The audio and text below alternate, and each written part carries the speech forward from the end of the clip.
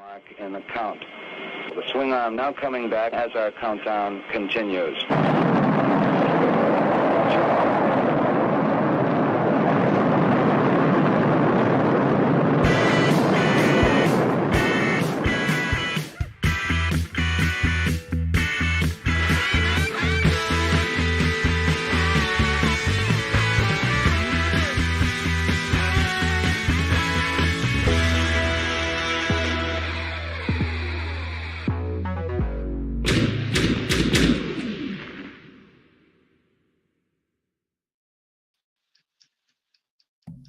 Hello, everybody, and welcome to the Brick Something News. I am Brick Something, and I'm joined today by Jovanny Bly of Black Magic Customs. What's going on, Jovanny? How's it going, man? Hello, everybody. Kumusta ka? Oh, look at that, breaking in the Tagalog. Yeah. We're right on, man. Kumusta ka, Yeah. said. My mom is from Cebu. I'm half Filipino. Oh, no, you're not. Yes, I am. She's Filipino and Puerto Rican. She was born in the Philippines. For real? So, She's she Filipino, speaks Puerto Rican. Nice. Yeah. Her Like, dad was Puerto Rican. Like Bruno Mars, man. Something like that. She loves Bruno Mars. She loves Bruno Mars. I love it. That's dope. I didn't realize. Yeah, my wife speaks Cebuano too. So she's from Cagayan de Oro, which is the southern region, which is Mindanao. But I'm curious, you ever been or looked to go? I've been wanting to go forever. My uncle keeps telling me to go there. Go find yourself a wife over there, and I'm like, Uncle, I got a wife. I got a wife already. He's like, they'll cook for you and clean everything. Oh my God. This is not this is not a thing that only your uncle says. Man, I've heard versions of that over, and I was like, oh God, come on, man. It's 2024, bro. Yeah, it's kind of embarrassing, but I love it. I love it. I love it. Yeah, we love our folks. Well, I had no idea. Right on, man. Well, welcome to the Brick Something channel. I'm super happy to have you here. As folks know, I love all sorts of action figures, and I'm super into like artists in general, but action figure customizers are obviously like that blends my world. So I know folks know of you. I think I've had you in a thumbnail for the last 2 shows or something, and I just like, oh no, we gotta make this work. So I was like, all right. I keep not talking about it. Was just like one custom. I was like, let me just bring him on the show and let's just talk. So here he is, folks. Man, I appreciate for having me, because I remember I did watch one episode. I think you messaged me and was asking me about a custom I had. Yeah. You kindly was talking about it on your show, and I was all full of giggles and butterflies in my stomach, and I'm like, man, I'm glad somebody likes it out there. Man, I was surprised when we were talking before. I was like, wait, like other folks haven't brought you on to talk about your work that much? And I know you've had a couple, of course, and it's no small show. Like you were on Legion's Lounge. Like that's like, for me, flagship like Legion's show. But yeah, the only thing that I'm upset about that show, the only thing I probably would want to go back to that show to get knighted. They knight everybody, but for some reason they must have forgot to knight me. And I've been meaning to catch Brad and Mike out there, be like, hey, you guys didn't knight me, you know that, right? Oh, this must be another show. I might be thinking of something different. No, Brad, is it? Oh my gosh, it's Legion's Lair. Oh, I was thinking Legion's Lounge, which is 1/6 shooter, Bill Dork there. Yeah, I was on that show too. Yes. I was on that show. Like Road to Legion's Con, wasn't it? It was, yeah, Road to Legion's Con. It was like a bunch of us. They had us on. That was pretty cool. Yeah. That's funny. So you were also asking off camera, just so folks here, like, where's the name from? So I was telling you like the whole brick thing from like Lego, because it's if you follow any third-party customizers or like people who make like brick arms, I think there's Brick Warriors, there's Brick Forge, and that's where the name comes from. It's the same thing with Legions. It's like Legion's Lounge, Legion's Ladies, Legion, and eventually you're kind of like, wait, which is which? So I get it. Yeah, for me it's just easy. It's like Legion, like Brick something. I think I should start a show, Legion's something.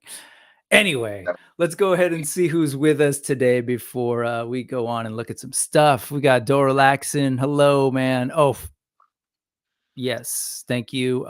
You don't have to tell me. Yeah, I was trying to go see Alien Romulus this weekend, but this is also tomorrow's my first day back with students, so it's been a busier weekend than I had anticipated. Next weekend, hopefully. Larry's Geeky World, hello. Thanks for rolling through with that Power Rangers thumbnail, looking good. Thanos Copter, thanks again, Thanos, in advance for helping with the links. Everybody thank Thanos. Kenzo's Creations. Kenny, what's going on, man? Happy Sunday. And good job keeping it kid friendly last night. You're very, very good. Toy Picks, hello. Hey, Toy Picks will actually be the guest next week. So thank you so much for coming through.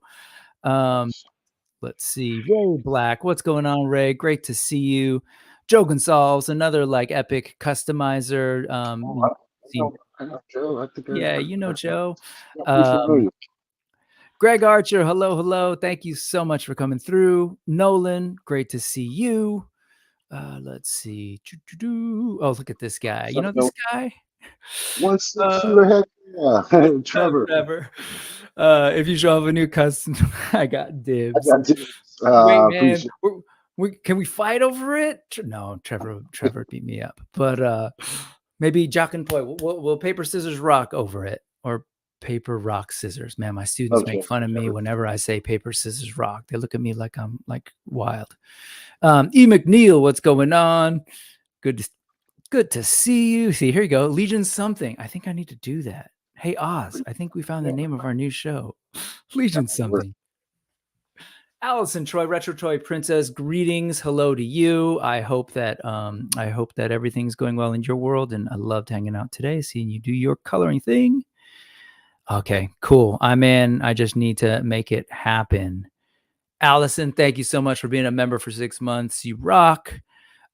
Star, glad you made it. Oh, look at this guy. What are you inhaling over there? Inhaled F Arts is an artist. Love it. Epic. His customizers are just F Arts. Fantastic. J Mac 77. J Mac, what's going on? Great to see you. Red XO Mac 5. Lots of Macs in the house. Red 5, what's going on? And yes, see, he's epic customizer. Wants to say it multiple times. Thank you to everyone.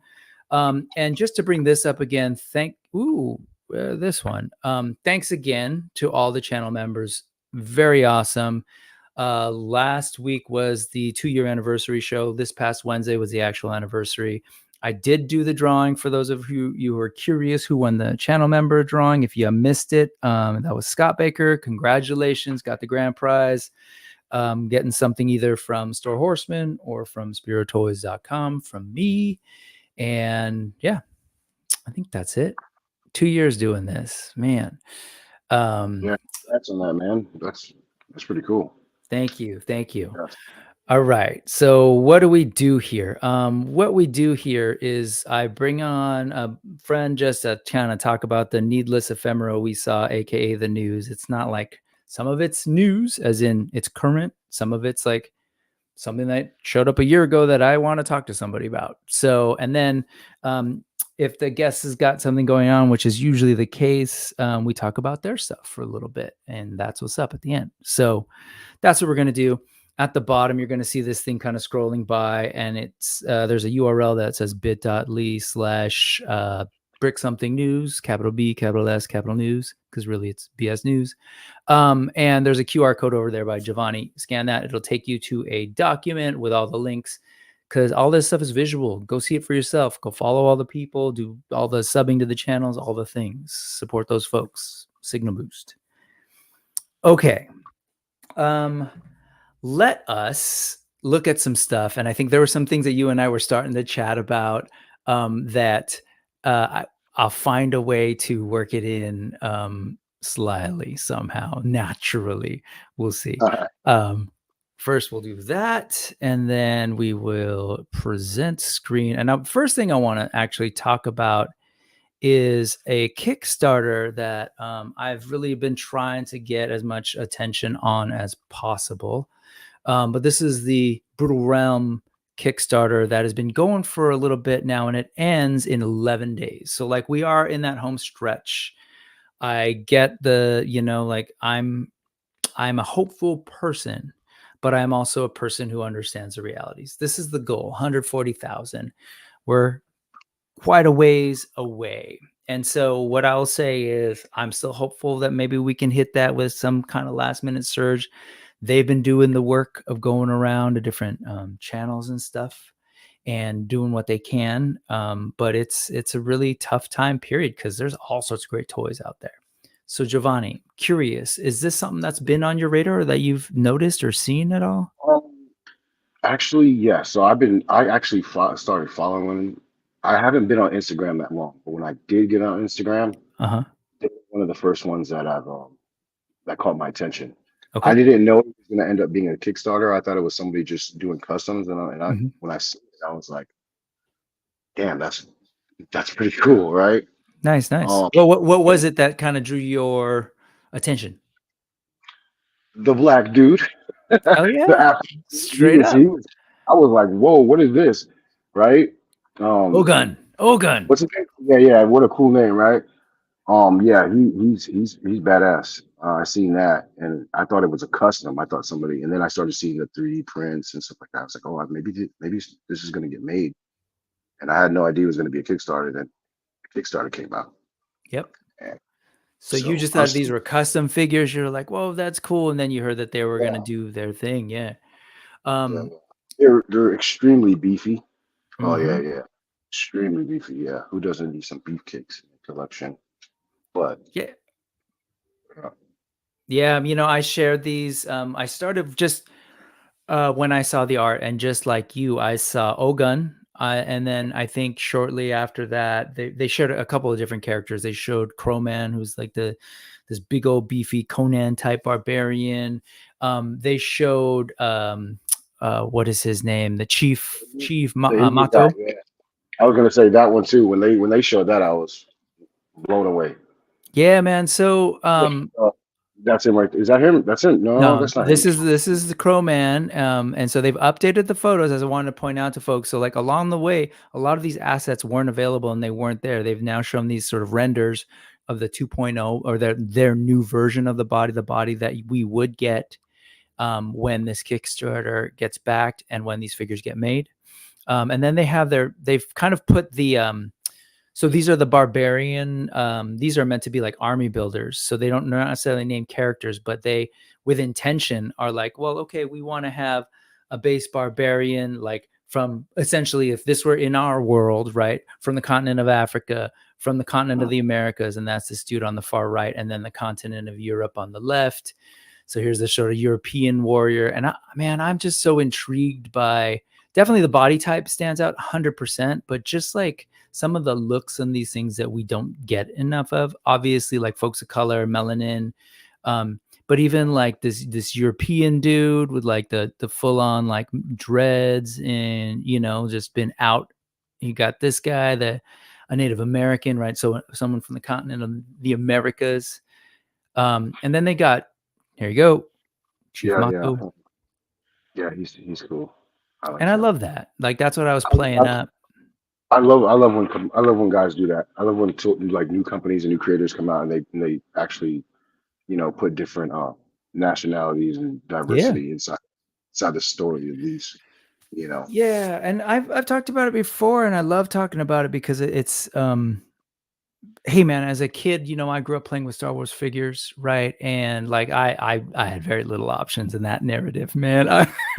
As a Filipino dude, as an Asian dude, maybe like there was a guy in the background in Empire Strikes Back on Bespin, and there was a guard figure, but like and so like now, of course, GI Joe is better about it, but nowadays it's 2024, and I love that like a lot of us are making toys ourselves. I'm looking at you too, like customizing toys and with intention, trying to make Yeah. sure that there's plenty of like plastic where people like us can see ourselves and invite others to the party, if you will. Yeah, So absolutely. Absolutely. We definitely need it, man. We definitely need it. At least not if we don't need it, the kids need it. Because the kids, we sometimes we get so wrapped up into our own collecting world, we forget yep, about our kids. We forget about the yeah, kids. Like it always starts when you're young. Absolutely. And I would say this, like, I've always talked about it from the perspective of, as a person of color, being like, hey, I love to see myself. But so I'm a teacher, and I will say every kid, right? Whether they're identified as boy or girl, if they're a white kid, an Asian kid, whatever, they need to see the world reflected in toys and art, just like when they move out to the world. Otherwise, they're going to get a skewed understanding of how the real world is, right? And it's going to limit their understanding of like, hey, I can explore these different things. I can engage with these different things, with different people, different stories. So it's not just for, while I appreciate it as a person of color, seeing myself reflected in this kind of stuff, we all need to see it. It's good for all of us. It's, as you say. So anyway, so I would love to see this. Go for it. Real quick, I was talking to a friend of mine, and he's Arabic, right? Uh-huh. And then we started talking about how I'm always doing black customs and stuff like that, African customs, however you want to call it. Yeah. And I'm like, because we don't have enough of it in the toy world and the collecting world. He's like, yes, you do. Yes, you do. I'm like, well, I want more. He's like, well, how do you think I feel? And I was like, oh shit, you're right. Well, yeah, and I kind of felt bad because I'm still thinking about myself, or thinking about like reflecting off of black characters and black women and stuff like that. And I was like, oh shoot, wait, I don't even really think about like the Arab or the Asian, Filipino, things of yeah. that. 100%. And that's solidarity, man. That's what's up. It's like, and again, I will still argue, as much as I want to see myself and folks like I want to see it all. And I want all kids, all people to have that, because I think it gives us a healthier, more realistic sense of the world. That said, like, I appreciate, like you do, it sounds, Brutal Realm for trying, and I'll do what I can to like help folks get brutal. And I hope they can do something with whatever they make. I hope they can just say, okay, we're just gonna take this and we're gonna work. we'll get you guys a builder or something. If they could take, like, if they can get like, oh, I would love to see them make it. Yeah, it doesn't. If they don't, I wonder. I'm not too knowledgeable about Kickstarter, but when they get, so let's just say they don't make the pledge, right? Right. Should they take that money and just like try to fund the rest of it themselves, or they refund it? It doesn't go through. It doesn't go through. It doesn't hit that first initial goal. It didn't pass anybody who's pledged things, which is why I tell folks, just pledge to see how close we can get, because none of it matters until the end. Like, unless we get past that goal, there's no real commitment. And truth be told, you could change your pledge until it closes. So if for some reason you pledged way too high and want to pull it back at the last minute to something more reasonable, that's fine. But when you're doing Kickstarters, the thing to keep in mind is, if you really want to see it happen, pledge early so that people see that momentum and that there is interest, and that's more likely to get some of these maybe fence sitters who are like, well, I'm not sure if it's going to happen. Like, you need to kind of signal to them, like, no, look, I'm in. So if they don't hit that goal, sorry, shorter version is they don't get this money. Hopefully they go back and try again and maybe reconfigure and maybe build up a little bit more attention or something, because I really think this toy line needs to exist. I really love all these figures. We were in the middle of talking when I passed it, but even like their depiction of this like beefy woman, like we don't have this figure, period. Man, not for nothing. I would have loved. I like this one. When I seen that, I was. There's like a She-Hulk, sure. Like there are some of these, but like we don't really have plenty of these like big, beefy, just brutal, for the lack of a term, women. So, I mean, I'm really hoping we can figure this out. There's a couple of different people who I know have sort of seen these. I know here, Adam, Highly Articulated, has seen it. He said he had the prototype in hand, and he was just talking about the rules of collecting, about like sort of the limits he sets on himself. And here, let's switch. I hate putting the guest down there. Sorry. But rules be damned. He's breaking his collecting rules to buy a couple of these because they're really great in hand. Like he's played with them, handled them. I think it was down at Jofest where he's got to see them. And everyone that I know that sort of handled is like blown away how well they move. So Thanos is saying, I wish they'd started with the women. Yeah. Yeah, not to put this energy in the air, but let's just say they're watching your show and they hear this, right? Mm-hmm, Man, mm-hmm. listen, if you guys do not make it, which I hope you guys do, Mm-hmm, mm-hmm. man, the next Kickstarter should be this chick. Yeah, I honestly think this one would blow their goal out the water. Because it's so unique and there's not enough. And yeah, it's not out there. Mm-hmm. It's not out there. Inhaled Farts is saying, also for everyone asking why haven't they funded it yourself, ask them why ask yourselves, have you backed them yet? Yeah, fair enough. I haven't, but actually I'm going to. I'm going to now. Here I am. But I haven't been paying attention to them. Forgive me, guys. I haven't been paying attention like that. But no, I didn't know it was 11 days. I didn't know it was 11 days either. But I'm gonna back it. Yeah. Well, we're gonna try. We're gonna make this happen. We're gonna let them know that we're interested. We're gonna keep encouraging them, regardless of which way this goes. So, there you go. We'll make it happen. What's up, Toy Box of Doom? Great to see you, Doom. Okay, let's move on. Oh, this is not in order. We'll get to this. Well, it's just there's a flow. I messed up my own flow. Here you go. All right, let's go here. You were asking me about my logo before we get started and the name. It does come from my Lego background, but truth be told, I don't really cover much Lego. But then sometimes something happens where I was like, man, I gotta talk about this. So Lego is now making Dungeons and Dragons stuff, and it started with Lego Ideas. That's what this logo is over here on the right. It's basically like their own internal Kickstarter thing where they have fans kind of pitch ideas, and then other fans vote on them. If you get 10,000 votes, then you're considered of all the, every month, whatever projects get 10,000 votes. The company kind of looks at it and, does their internal assessment. Can we sell this? Can we make this? Yada, yada. And people were blown away because usually when people present ideas based on other people's licenses or IPs that the Lego would have to then go and set up a deal with, it doesn't fly. But clearly, I think they were probably looking or having conversations with Hasbro and the Dungeons and Dragons IP. Because this one flew. So this is based on a fan creation that the Lego designers developed and is now available for sale. This is what it costs when you get into Lego, especially big Lego. But I just think it's kind of cool to see that particular brand get some attention in Lego form. Are you yourself like a Lego person or ever had that in your life? When I was younger, I think we all played with Legos. I did, I did build a couple things at Lego, but no, not at all. But my son, I have another son. He's 11. He loves Legos. I mean, absolutely loves. That's his jam. I've spent, I spent a pretty penny on these Legos. And You're familiar with this.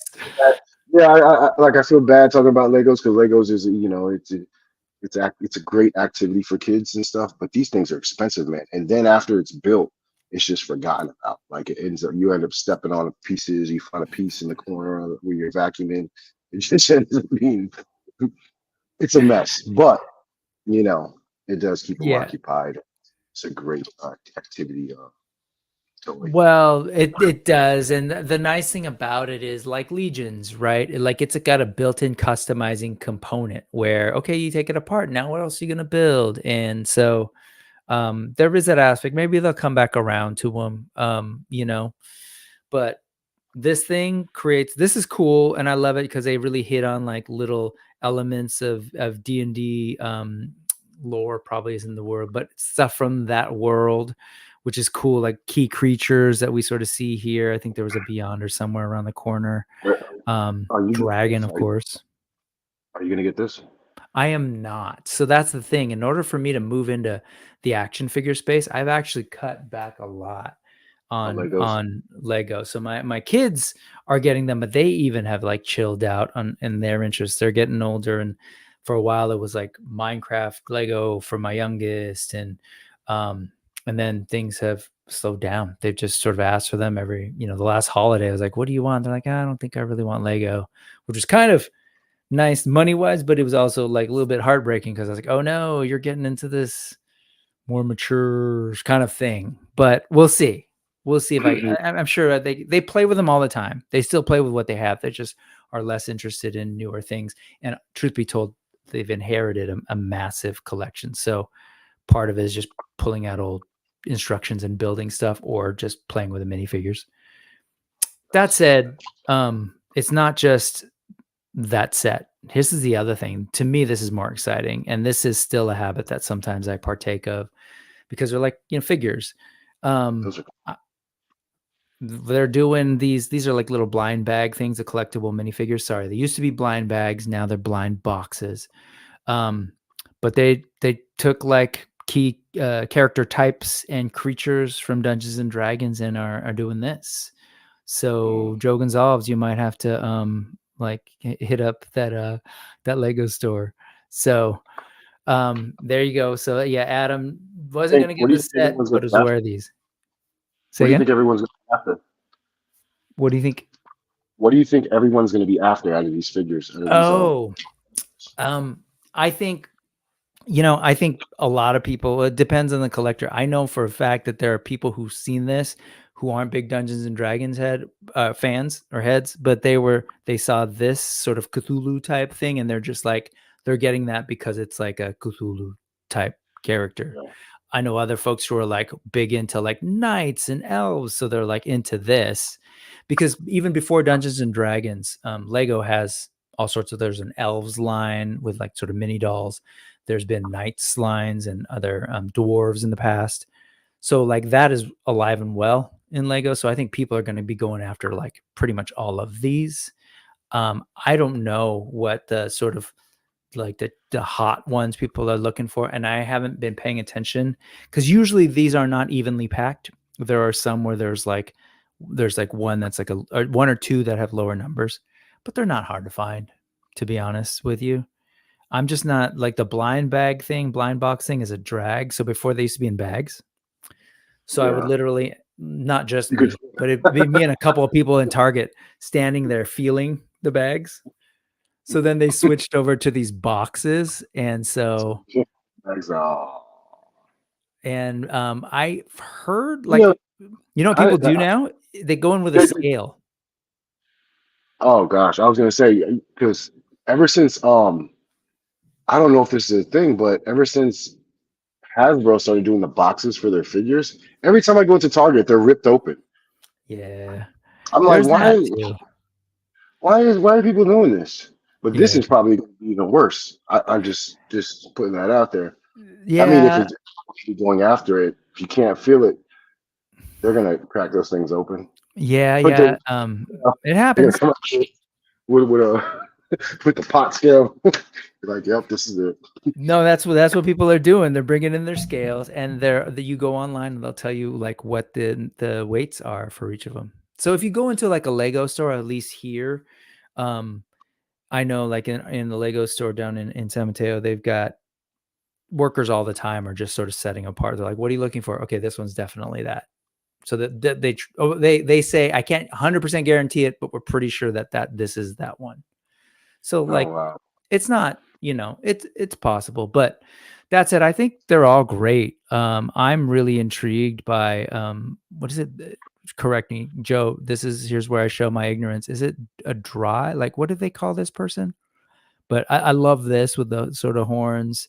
Obviously, this one I'm totally into. I'm not crazy about the eagle guy. It's a little just odd to me. This guy I love.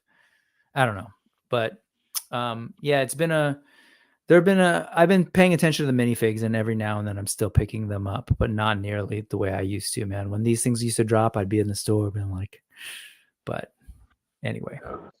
Yeah, if you're a Lego fan and a fantasy D&D fan, this is like home run for you. Yep. Nolan's liking the skeleton guy.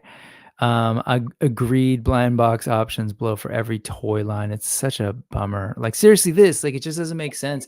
That was a hard thing to explain to my kids. So like, I want this one. I was like, okay, well, Tiefling. Thank you, Tiefling or Tieflig. I think it's Tiefling. But sorry, this. But yeah, my kids are like, wait, but I want this one. I was like, okay, I'm gonna try. Like I remember them when they were young, trying to explain the concept to them. And then they're like, why do you have 3 of these? I was like, okay, just, I didn't choose to have 3. You were looking for this one. I tried my best. We ended up getting 3 of these. Yeah, I think it was Nolan said it best though. Nolan said it best. I think kids love that. Kids love the blind box. I don't know what it is about my kids when they were a little bit younger. I would go into like Walmart or whatever, and my youngest one, I said, buy anything you want, any figure, whatever. My older son would get like a Marvel Legend or something, and then the younger one, he would always get like these. It was like an egg. It was like a dinosaur egg, and it was like a blind box. And I was like, why do you get these things? You don't even know what you get. He goes, no, I'm gonna find out. I'm gonna find out. I used to get excited about just opening it and not knowing what you're gonna get. That's true. It's like Pokemon cards or like whatever cards, right? Same kind of thing. There's the thrill of that. There's that. Ooh, I can't wait to see what's inside. Like you're gambling. Yeah, but it's what the other fun part for them is that you and I are paying for it. So yeah.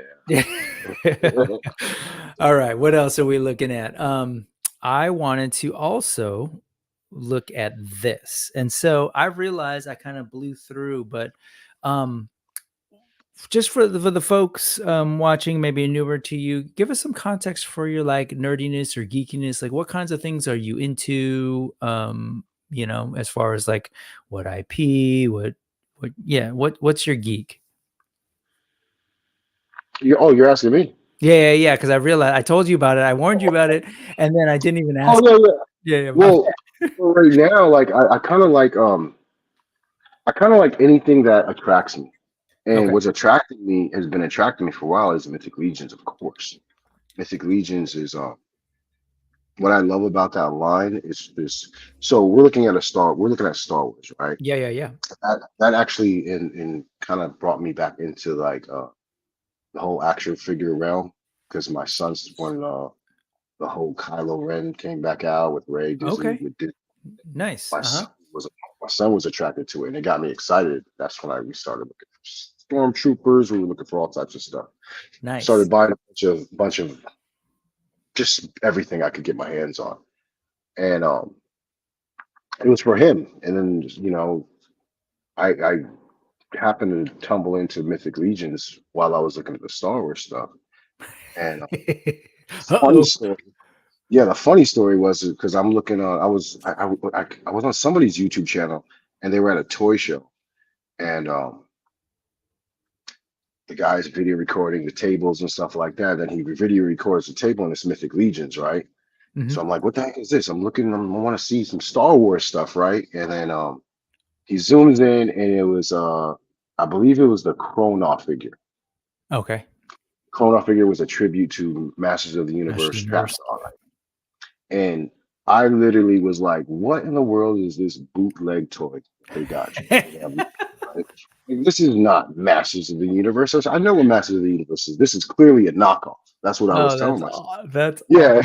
I told this story a couple of times, but it's funny though. But then I said, fast forward the video. And later on, it came up again, Mythic Legions, right? Uh-huh. And I'm like, what the heck is? I'm like, what the heck is this? Like, that's not the Masters of the Universe. It was something else. I forgot what it was. I think it was like the ogres or something like that. And then fast forward, I watched another video and I started typing in Mythic Legions, right? Mythic Legions, what the hell is this? And I was kind of like at that period or that week or those days, I was into like the vlogging of these toy shows. Because I've never been to a toy show. I was thinking about going to a convention or something like that. So I was like, that week I was going through like some kind of phase that I wanted to see some toy vlogging, right? And it was a Legions Con. It was a small Legions Con in a room, and then the guy at the camera was walking around, and then there's customs all over the these tables, right? Yep. And I'm like, what is that? What the hell is that? What is that? What is that? And then boom, I see one of I don't know if you're familiar with Nikki Nicole Nikki Customs. Nicole, yeah, love her work. She had an Egyptian figure. Okay. And that was it. Like from Yeah. there, that was it. I was like, what the hell is this? I need to buy this, right? I want this figure, right? And I started looking on everywhere. I couldn't find the figure. Can't find it. I It was a didn't, custom. mind you, yeah, mind you, I didn't know that there was a custom. Right. So right. I'm like, oh, wait a minute. This is a custom. But then by me looking at the custom, I started looking at all these other figures that they had. Then I started realizing, oh, it's a tribute figure. It's not a bootleg Chrono. It's not a bootleg line. And then from there, it was a wrap. I loved it. You know why I loved it too? Because it was something new. You know, it was like it was new. Speaking my It language. wasn't like it wasn't like, you know, and not to get on collectors or anything like that. Collectors have this tendency to stick in the past, you know, like Ninja Turtles and He-Man and everything from back in the 80s that we lived, right? As we even G.I. Joe, right? Even G.I. Joe. Right. Like to live the nostalgia, whatever it is, right? Collect for the nostalgia. But when I seen this line, I was like, oh man, this is new. This is new fantasy. Because if you could play with a toy, you got an imagination, right? Yep. Yeah. So this is new imagination. This is what I want to see, right? So I was like, I got to start diving in, started reading all the bios, putting this world together, right? And then the first thing I did, right, I took I grabbed one of my son's stormtroopers, right, and I started getting some paint and throwing black wash on it, and started trying to customize the stormtrooper just to try it out, right? Because I wasn't familiar with it. I've always been in the world of art. I've always liked drawing and things like that. But not to dive in too deep for your question. Yes, it's Mythic Legion. Yeah, that's my kind of like my IP for right now. Nice. Actually, it's probably going to be my IP for a while, actually, because I don't see myself stopping. So I don't see myself stopping. But I do like buy other toys and stuff like that. I kind of started buying like some anime, like the anime, like the females. I like whoa, you could be surprised what you find on Temu, AliExpress. Yeah. No, it's like, true. I actually started wanting to customize some of those. Just just something different, you know. But yeah, I'm about to make some black anime girls. Love it. But yeah, I love new things. Any kind of IP that's new, that's not tied to anything, you know, that I'm familiar with. I just love new stories. I love new imagination. Yeah. You know, I love that. And that's the thing we were talking about Brutal Realm earlier. We're in a time period where like folks are getting the tools, and you know, a lot of sort of nerd types that like grew up in the 80s are now adults and kind of have access to the tools, the information, the contacts, or at least the know-how to build the contacts to maybe develop a line. And so we're seeing all sorts of new IP, like Animal Wars of the Kingdom is one of my favorite toy lines, totally brand new. Sure, there's things that remind us of the older stuff, but it's new, just like Mythic Legions. Yeah, we know elves, we know orcs, but like we don't know these elves and these orcs and this, mythos of mythos. And so Cosmic Legions, of course, Savage Crucible, like there's all this new stuff right now. And that's definitely my world for sure in terms of my current types of collecting, but I still I'm absolutely driven by a lot of nostalgia. So I still, I've been getting like Masterverse, and you mentioned Motu. So I'm getting the bootleg, not bootleg line, Mythic Legions and Masterverse. But anyway, that's cool. That's helpful context, and it's interesting to hear you say that your son in particular was getting into. I guess it would have been The Force Awakens. Is that like when it was starting up? Or? Yeah, that was with Kylo Ren, right? Kylo Ren and Rey. Yep. That was when it came back. That's what. Were you a Star Wars person before your son was getting into it? I was. I mean, I love Star Wars, but I wasn't really deep into it like that. You know, it wasn't really like one of my favorites. Sure. But it was something that was like part of the nerd language that you were familiar with. You watched some of them. Were there particular movies that you watched? I watched all of them. You watched all of them. Yeah, I mean, I got lightsabers. I be having lightsaber battles outside. I'm a nerd. I be nerding out sometimes with my Nice, kids. nice. So Yeah, like Star Wars.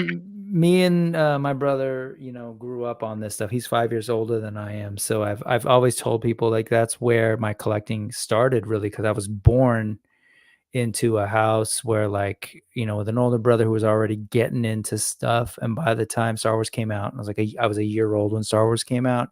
So by the time my brain was like conscious enough to process as a 2-year old, as a 3-year old, they're already Kenner toys in the house, right? Star Wars Kenner toys. And it went from there. So good transition into this. Like we just finished D23, which is like Disney's big old, like their own internal convention where it's like everything Disney, including all the IP that they owned. So it sounds like your son, like many young people, were activated when Disney bought Star Wars from George Lucas and continued the saga. And I love this. This is something that came out right around the D23 sort of like news burst. I don't necessarily think this is new art, but it was nice to kind of see it all in this way, where it sort of starts off with the prequels. And I just love this, from an art perspective of like being able to show the George Lucas famously said, like, yeah, it's Star Wars. These stories rhyme, like history, it kind of repeats. And I love that in the trilogy, right? We sort of see the central bad guy, if you will, Insidious or Palpatine. You've got these guys, and then we sort of see that same kind of triangle composition with Vader in the center, and here's that battle here, and here's this battle here, and then of course continuing into the sequel trilogy. So I was just really intrigued by this, and Yeah, it's actually a cool poster.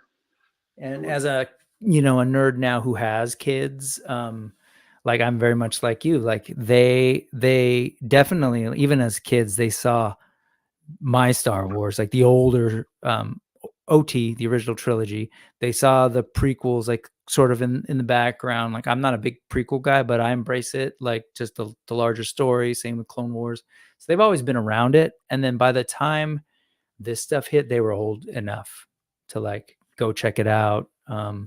And so they're all about it too. They love Rey, Kylo, all of this stuff, and just seeing it all together, I think is really cool. Yeah, that is. I know a lot of Star Wars fans are not really fans of Star Wars fans are not fans of the prequels, like Episode 1, was it? I Yeah. don't know why. Like I'm not deep into the Star Wars realm. Like I love Star Wars, but I enjoyed it. I thought it was a great, like, Darth Maul was freaking awesome. Let me ask you a question. What Yeah. about this? This new show? Like the Acolyte? Acolyte. Is it? Yeah. Yeah, Star Wars because on Acolyte. my timeline, people were going crazy. They didn't like the show, so I was like, let me see what's going on there. I watched it, and it's like, after reading the comments and stuff, it's like I'm almost afraid to tell people I like it, because it's like, I mean, it's not the greatest show in the world. Obviously, it's not the greatest show in the world. Acting is a little off, right? Whatever. But I thought it was good. I thought it was okay. You're cracking up because you probably was talking smack about it, but No. okay. I'm cracking up because I'm appreciating the honesty. Even you saying Oh, like, I'm scared to even say it because people are gonna like. I'm scared to say that I enjoyed it. he doesn't know what he's I talking about. 100. I'll tell you right now, just as to spare you the wondering. Like I loved it. I absolutely. And a lot of people will come, oh, you just like everything. It's like, well, that's not true at all. And I'll critique it like you say. It's not the greatest TV series. Here's the thing: very few things are, and I don't really get the internet dialogue around like, well, if it's not the greatest, like it's not worth talking about.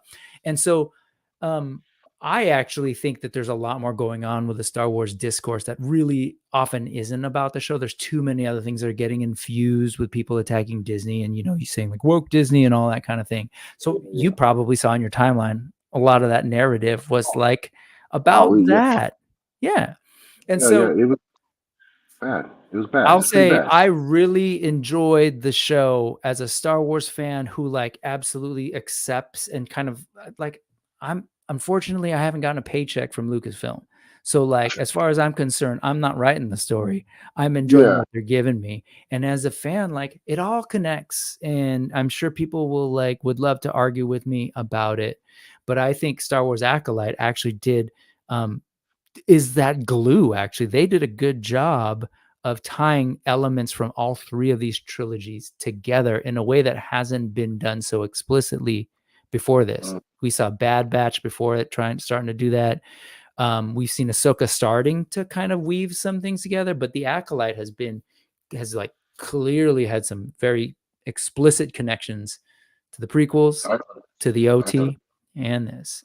So yeah, no, I'm with you there, but like it's a bummer where we're at with nerddom.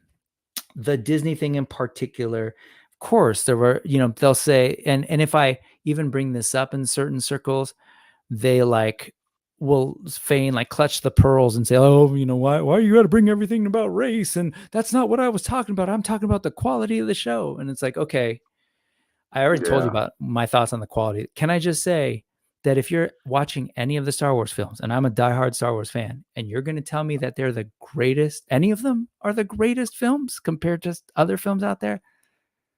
See, I can be honest.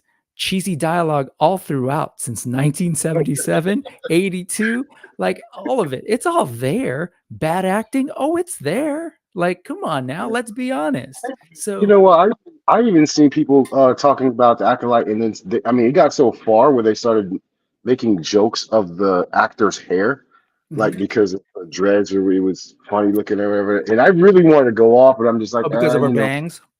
Yeah, because of her bangs, and I really want to go off. I'm like, you might have to go back and watch Luke's haircut. Did you see Luke's haircut? Did you go back and watch Luke's haircut if you want to talk about her hair? Right? Princess Leia, like the two buns, but like that's like you're really gonna talk about somebody's hairdo because you don't like the show or something like that. I mean, okay, but I thought the show was great. I thought it was refreshing. It was something new. Well, let me rewind. I didn't say it was. Let me not say it was great, but I can appreciate the new stories. That we're getting, and they're trying. They're trying. They're trying to. You can't impress everybody. You can't satisfy everybody, but at least they're trying for the new generation to get into it. I can appreciate that.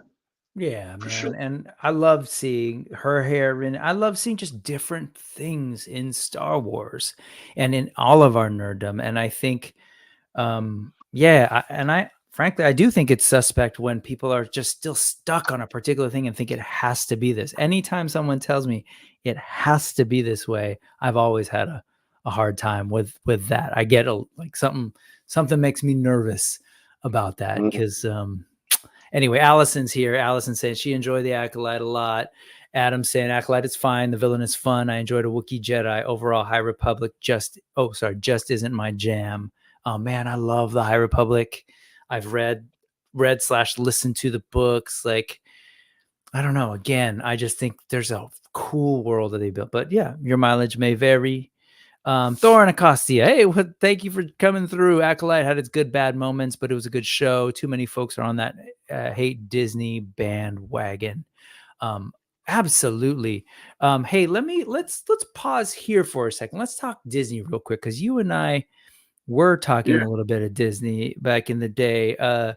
And folks on the channel know because I've had my brother Ron, and so so I might be a little biased. Honestly, I've enjoyed Disney stuff before my brother started working for the company. He is he's a Disney Imagineer who's worked on a couple of different things. But you said you had a Disney story, and I haven't heard fully yet. And I would, if you're down to talk about it now, that would be great. I know there's a lot of people in the community that talk about Disney and badmouth Disney, saying, "Oh, they're messing Star Wars up. They're on this woke trip or stuff like that."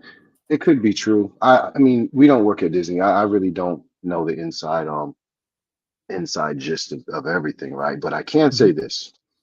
Really cool story. I was working for a company. It was a construction company. We did remodeling. Literally, I moved to Florida. This is the whole purpose I moved to Florida because a friend of mine owned a small construction company in Orlando, and he eventually became like, right now they're like the top GCs in Disney and Universal. So any kind of contracting or any kind of work being done on Disney property, on the resorts or whatever, goes through my friend, right? I'm nerdy about a lot of things, but for the folks, if you're not following, GC General Contractor, go for it. Yeah. So I was one of their lead guys, right? We did a lot of work on the resorts, and we would remodel the rooms, new beds, new paint, new pictures on the wall, all types of TVs, everything, right? Yep. Just trying to make a long story short, there was I believe it was Magnolia Bay. It was a resort and Disney property, and we went in there. We remodeled the entire resort, and towards the end, after everything is done, we would hang up these, like, if you, I don't know if anybody's been to Disney. Have you been to Disney before? Disney, you should go. It's really cool. Yes. But they have themes. They have different themes inside their rooms, and this one was a Disney princess theme, right? Okay. So they would have Princess Tiana. They would have Princess Jasmine, Princess, all over the walls, right? Just different kind of princesses, right? And then in their main picture, right, it was a gigantic picture of all the princesses in the park having like a picnic, Okay. right? And it's really cool. It was like a 3D picture too. And we finished the job. We had just finished. They had just opened. They had just opened up reopened the resort. And the first week that it reopened, um, there was I'm not gonna. I don't want to say the wrong thing, but it was like I think they were Indian or Okay. Arab, or Okay. they could have been from one of the Arab countries or one of the Indian Uh-huh. countries, and they were family of the princess or king, whatever. They have something religion, whatever is going on, right? They were guests at the hotel, Oh, I gotcha. and So they were like they. Okay, got it. You're they were, they, referring they were to the guests. Got it. Gotcha. yeah, Go they for were it. they were guests. They came to Disney. They flew from their Yeah. country, came Yep. to stay at the Magnolia Bay, and we get a phone call. They stayed there. They left, and we get a phone call from Disney saying, "Hey, you guys got to come. Come. Something's wrong in the hotel." So we're like, "What's going on?" Like, it was beautiful. We did a beautiful job, and my my friend was like, "No, we got to go and we got to change the poster, the Mm. gigantic poster on the wall." And I'm like, "Why?" I'm like, "That thing is gorgeous. Like, who doesn't love Disney? Wouldn't like all the princesses, who wouldn't like this picture?" Like, nah, they decided to change it. So he gives me a bigger, like the big box, and it's a whole new 3D, it's a whole new 3D copy, right? Yeah. So I go and I talk to one of the employees, and I'm like, "Hey, what happened with the pictures? Like why they changed it? Why they decided to change it?" He told me that the people that came were upset with the poster. And I was like, "Why were they upset?" They said because Princess Jasmine is actually a real princess in their country. Like Oh, it's there's a princess named Jasmine, and they all feel like this is like her tribute to disrespectful or Disney. yeah. Uh-huh. And they said she would never be caught eating with the peasants, meaning Princess Tiana, the Black Okay. Princess, right? Okay. So I was like devastated. I was like, "What?" I Uh-huh. said, "So why the hell is Disney gonna change that?" I'm like, "F them." You know what I'm saying? F them. Keep that picture up there. Who cares what they think? They coming over here trying to tell how Disney gonna do it, da da da da. Right? So he's like, "Yeah, man, Disney doesn't want any problems. Disney doesn't want any problems with these people, da da da, because power and politics, whatever it was, like that, right?" So it was whatever. So I'm like, "Yeah." So now I'm hot, right? I'm hot. I'm like, "These freaking people, racist people coming here, don't want to sit down and have pay. It's a cartoon, for God's sake, right?" I opened the box that my boss gave me, right? Uh-huh. You know what it's a picture of? It's a big gigantic picture of Tiana. Yeah, I was gonna say, uh-huh. Yo, when I put that thing up there. Yeah, that was kind of like a big FU to like, yo, you guys don't want to see her. We gonna put her Uh-huh. front and center.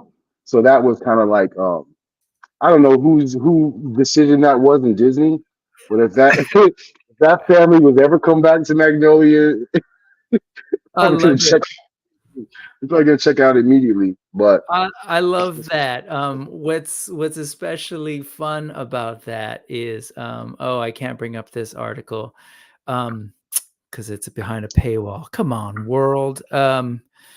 Here, let's put this one. Oh, not my favorite outlet, but what's fun about that is because, I mentioned my brother who's an Imagineer. That's been his project, man. His project was actually to replace the old Splash Mountain, which is based in Songs of the South, like this deeply racist, problematic old Disney cartoon and story. And I know a lot of people are going to be angry about hearing the reality of that, but that is real. It's been around since the 90s, and they replaced it. And they replaced it with what? They're like, well, it's going to be the first ride with about Princess Tiana. And so it's Tiana's Bayou Adventure. And this is what my brother's been working on for the last couple of years. He too moved out to Florida for a while to get that done. And now he's back and they're finishing up in Anaheim. But it's beautiful. The project is done. It is opened up in Florida. That's my brother right there, kind of like showing off the thing and the level of nerd, man, and research. This is totally perfect for the news that they have to do to kind of like go in and work in all these tiny story details and theming details into this queue or the line, like everything leading up to the ride. Like this is her Tiana's kitchen, and you sort of like see the ingredients for like the things that were mentioned in the original movie, like her dad's favorite dish and like all this stuff. So there's all sorts of research and total geeky, nerdy details involved. This whole new story about of them having sort of like so after the movie, she was successful. She did a restaurant, and beyond that, she created like a big old co-op called Tiana's Tiana Food. And so they sell all sorts of foods and stuff, and they just like have done it up and rethemed this whole thing that used to include like characters that, if you watch the movie, included like horrible depictions with like characters in blackface and all sorts of just vile stuff, and then replaced it with like, oh, here's the Disney princess, right? And we're going to talk about how she became successful and all the things that she's done. And of course, you're saying like, I don't know, I'm not there. I don't know about the whole woke thing. Like, man, like taking all labels aside, to me, it's just about, I think they're doing the right thing, and I'm really glad to see it happen. Just like when we were talking about like, hey, let's do action figures, Brutal Realm, they're like doing this, like that's great, regardless of if they're trying to like a particular, whatever you want to say, the agenda. To me, it's just like, if you're telling me that it's bad that someone's making this move, right, then we can have a conversation. Let's really figure out what the deal is. But anyway, I'm proud of my brother and his work. I think they did a great job. I haven't ridden it myself. Hopefully when it opens up here in Anaheim, in California, I'll drive, head down there and check it out. So don't know how familiar you are. We started earlier. You were sharing like, your is it your mother, you said, is Cebuano, Puerto Rican or Filipino, or is it your grandmother? Yeah. No, my mother's Filipino and Puerto Rican. So I don't know how familiar you are with sort of like Filipino communities here in the U.S., but like one of the oldest sites of Filipinos in North America and in the United States was actually in Louisiana. And then in New Orleans, there was a community there. So they worked that into Tiana's backstory, and you can kind of see there are like Filipino folks up in there, and it's all there. It's all there. That's what's up. That's what I'm talking about. Yeah, and I yes. So anyways, if that makes you upset, folks, you're probably watching the wrong channel. So anyway, it really shouldn't. But yeah, the Acolyte also gave us our first, like, our second Pinoy with a lightsaber. Technically, a community member from here in the Bay Area was one of the background Jedi that was actually ended up being killed in Episode 2. And then the second was the Acolyte's stranger character. Spoilers. So anyway, I started my whole spiel about how I think that's good for everybody.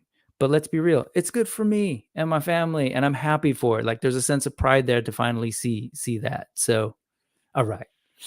Anyway, here's another piece. This next year, Star Wars 2025, Star Wars Celebration 2025 is going to be in freaking Tokyo, man. Or in actually, I don't know where exactly where it is. Is it in Osaka? I think it's in Osaka, in Japan. And man, just had the trip of a lifetime in Japan this summer.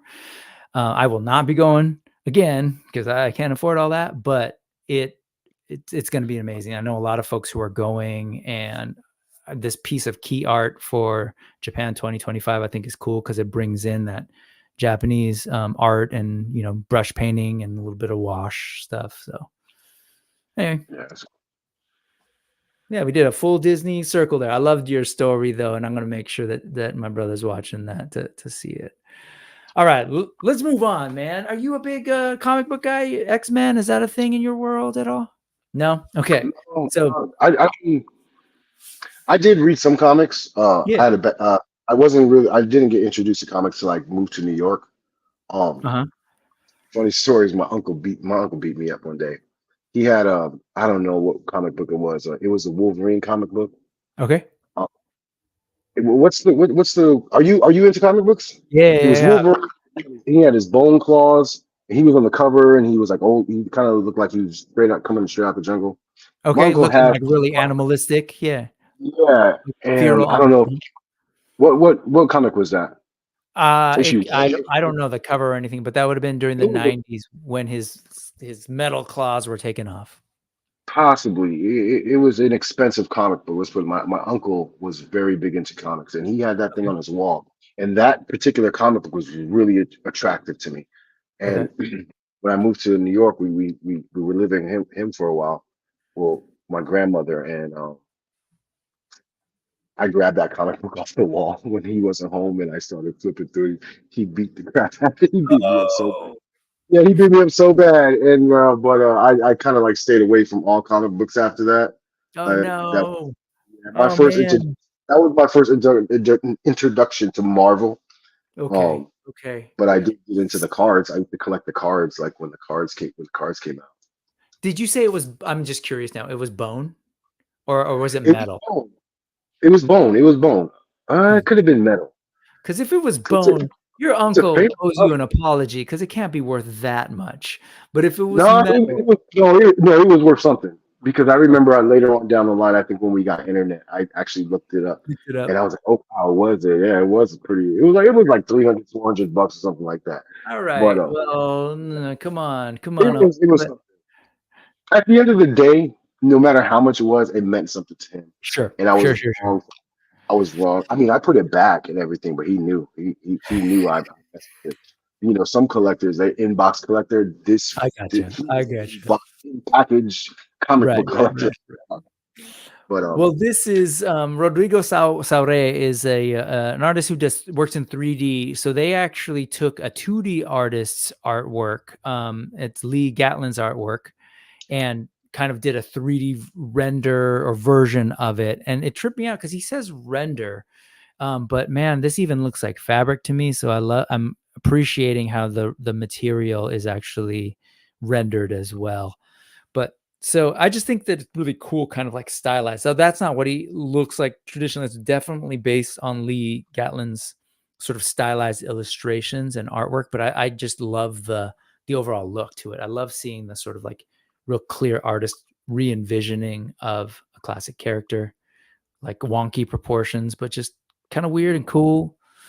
But yeah, I don't know if do you watch like MCU stuff? Here's the original artwork that it's based on.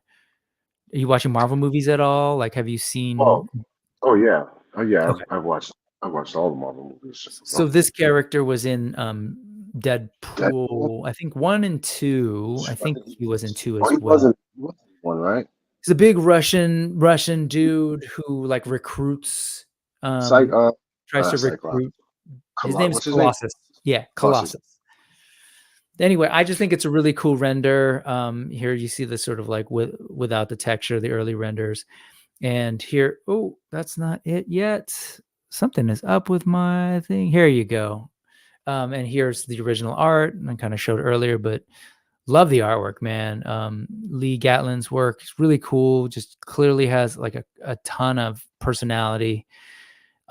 This right here was my like this was the team when I was a kid. So this is like very, particular time period, early 80s. Whatever, like folks would know, like this is a classic pose. And Trevor, if Trevor, you're still here, you know what's going on with this Wolverine in Colossus's hand. If Adam's here, they know that's the fastball special where they throw.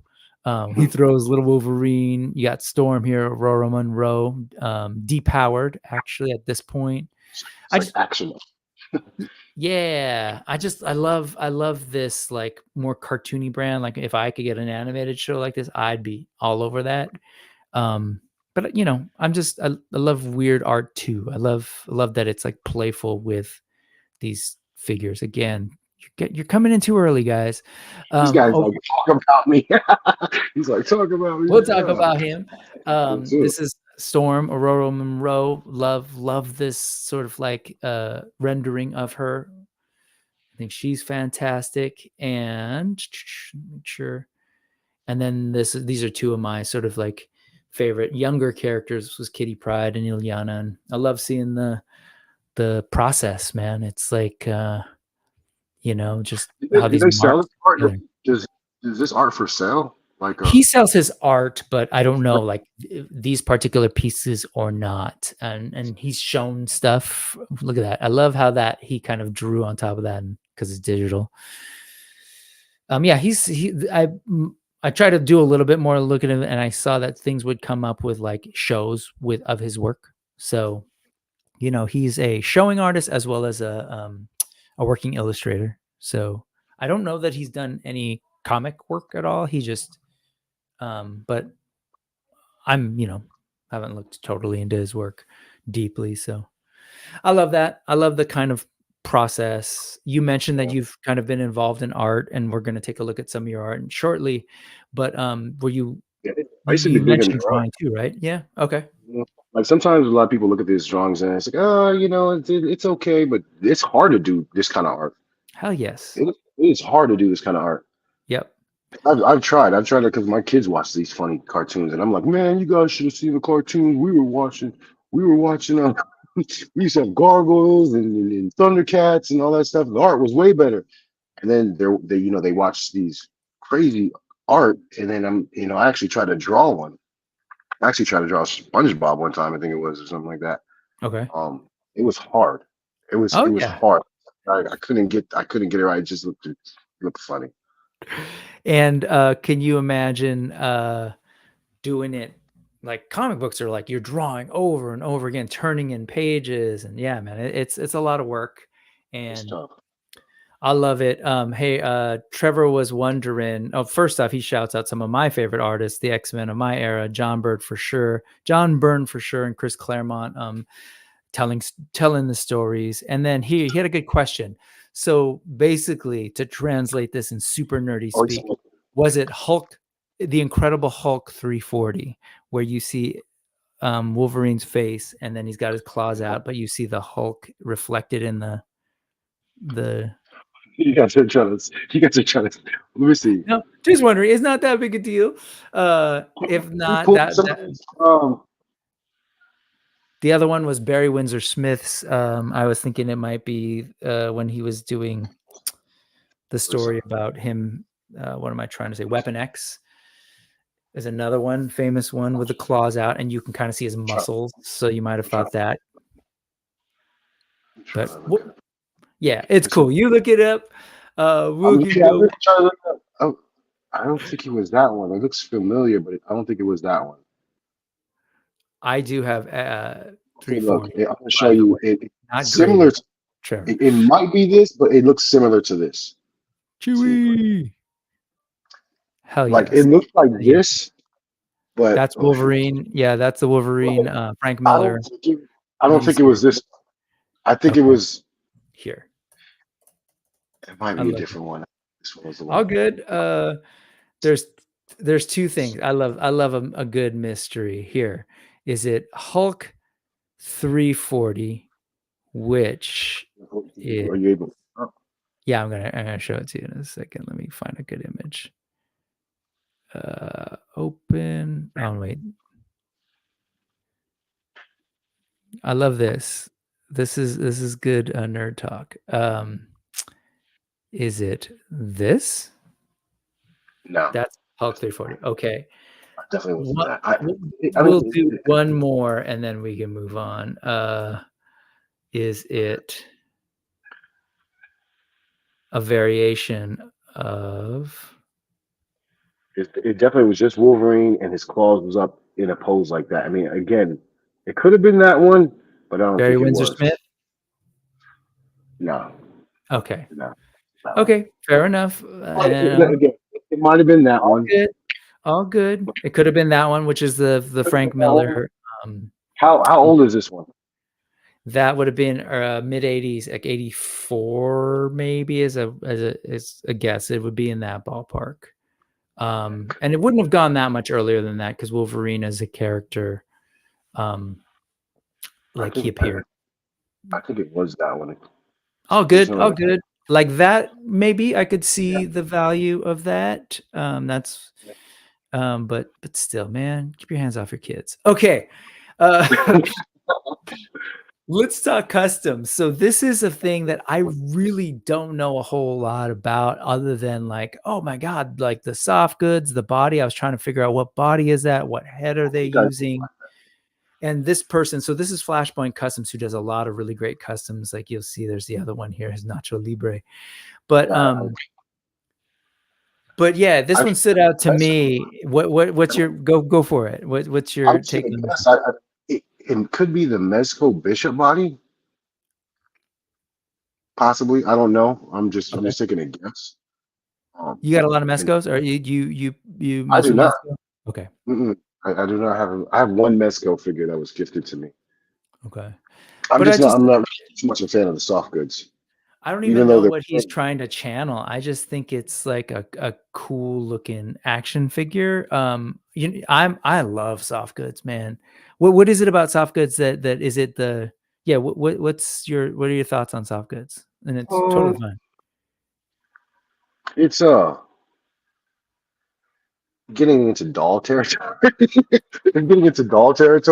But oh, come on, man. I was bashing. I'm not gonna sit I there. love my dolls. Look at my little Conan doll right here, man. I'm not gonna lie. I was bashing soft goods for a long time. I was like, man, you might as well just go ahead and play with Barbie dolls, man, because those things are dolls. You gotta dress. What are you gonna button them up and stuff like that? You're gonna sew his pants if he gets ripped.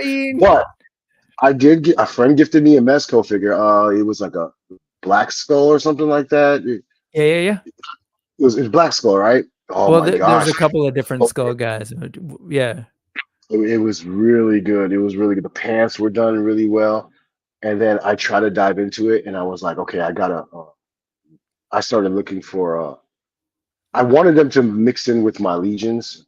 That size. Yeah. I like that. I like kind of like the 7-inch. I like the 7-inch. Right? That's where I'm at too. But I ended up as a customizer, I ended up finding myself looking for clothes.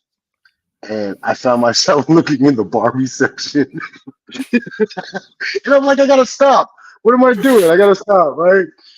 But they are cool. They are cool. Man, I love a good soft goods. That's like, they are cool.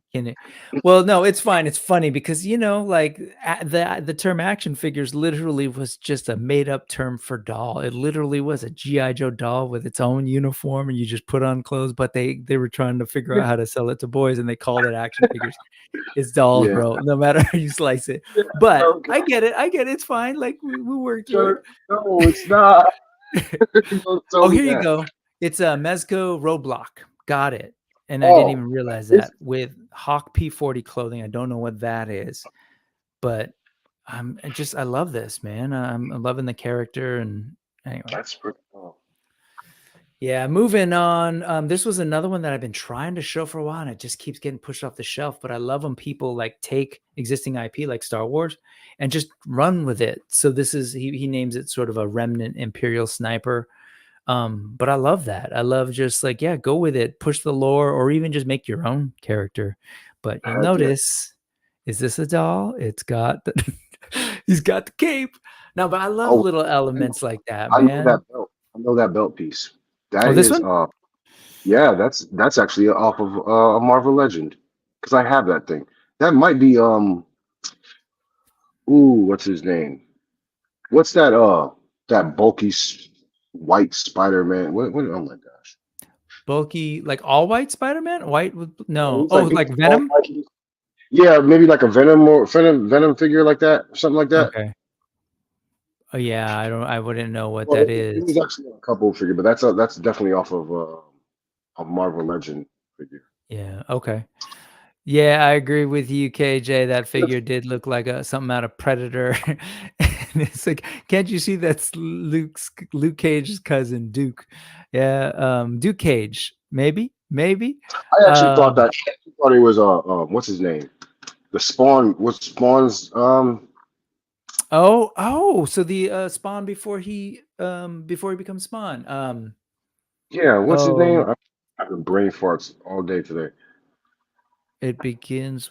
I want to say an A. Simmons? Is it Help us out, chat. Al Simmons?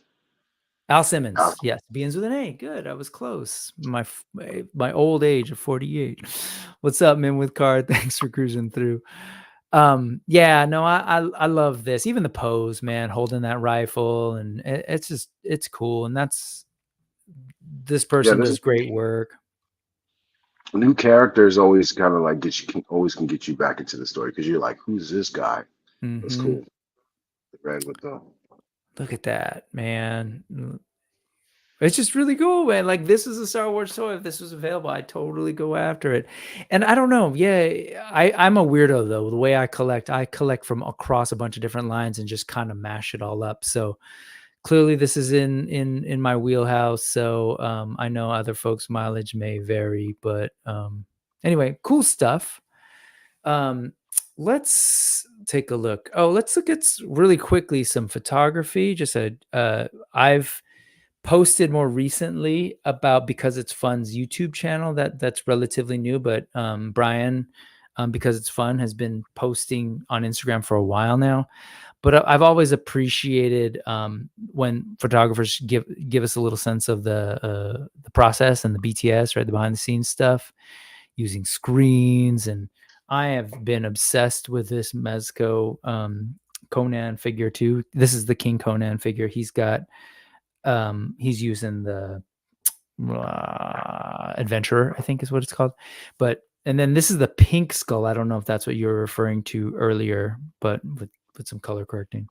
I just love this kind of stuff, man. Have you ever messed with photography and done setups and stuff? Or I tried. It's uh it's harder. It's hard. yeah, it's I beyond me at this moment too. Yeah, pretty much. But I It's love, look definitely at that, the use of that skull, the fog, and the skull being used as a pot. I love that like the that level of background. storytelling. I mean, is that a TV he's using, or is that like an Yeah. actual? It's a That's a TV. TV. It's a monitor that he's got the background there, and it all kind of it just works. It's like what is that when Star Wars is doing the volume, right? I don't know if you heard how they filmed the Mandalorian, where it's giant LCD screen room, Mm-hmm. and it's same basic concept, right? Using an LED screen as the backdrop. Yeah, it came out really good. Yeah, it's cool stuff. I appreciate this kind of thing. Just wanted to share that and shout out, if you haven't, go check out his YouTube channel, which I will put in the document because it's fun's relatively new to YouTube. So go subscribe. All right, let's do something a little bit different. Let's talk about a freaking 12-year-old CEO of a That's toy company. Wrap your head around that, folks. I know a lot man. of us are old in here. What were you doing when you were 12? So this is Yeah. this is Zoe Ollie, the owner or CEO of Beautiful Curly Me. It's a doll line, and here you see them filming her, seeing her toy being Yo, carried. I got a little bit emotional when I first seen this. It came up on my Yeah, feed. hell So yeah. I was like, what? Can you just imagine? You No. just imagine walking into Target and then you seeing a toy line that you like, wow. Yeah. Congrats to her, yo. And she's been doing some stuff. So like so she's an amazing young person. She's and again putting some solid things out in the world. Again, kind of tie back to our earlier conversation. like young kids will have access to dolls called Beautiful Curly Me, like embracing the beauty of the curls and the natural, and just like, yeah. And again, it doesn't just have to be little black kids getting this doll. Like, it's for everybody to enjoy and have that option of just, like, this wasn't For always the sure. case, and I love it. Look at this person, like, checking her out, just like, wow, this is you. Like, pretty amazing. Like I said, she's done some stuff. She's done a TED talk sort of about kind of like her the larger ideas behind why she ended up doing Beautiful Curly Me. And so,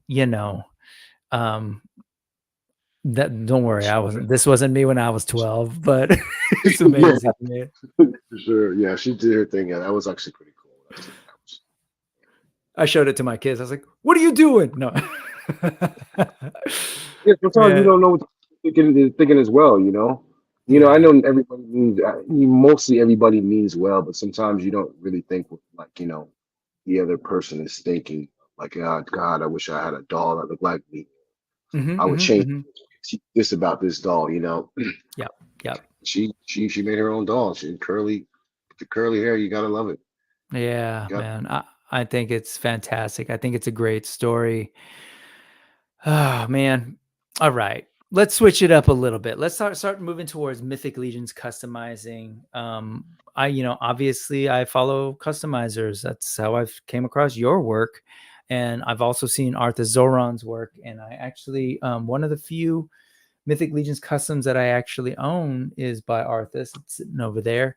But he has been switching it up. Like, he's like informed, but I got to meet him too. I was really happy. He comes out to the Bay Area fairly regularly, and we connected once and just hung out and got to know a little bit more about him and how he got into customizing and stuff. And I just know that, like, he's always looking for new things that he can bring into the Mythic Legions world.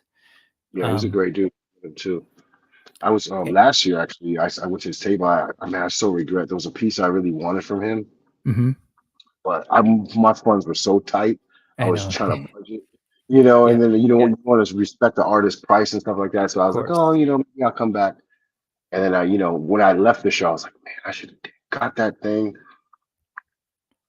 It was good. And I think it was a dwarf he made that I wanted. It was a dwarf, and I don't even like the dwarfs. I wanted his though. But he's a great artist, man.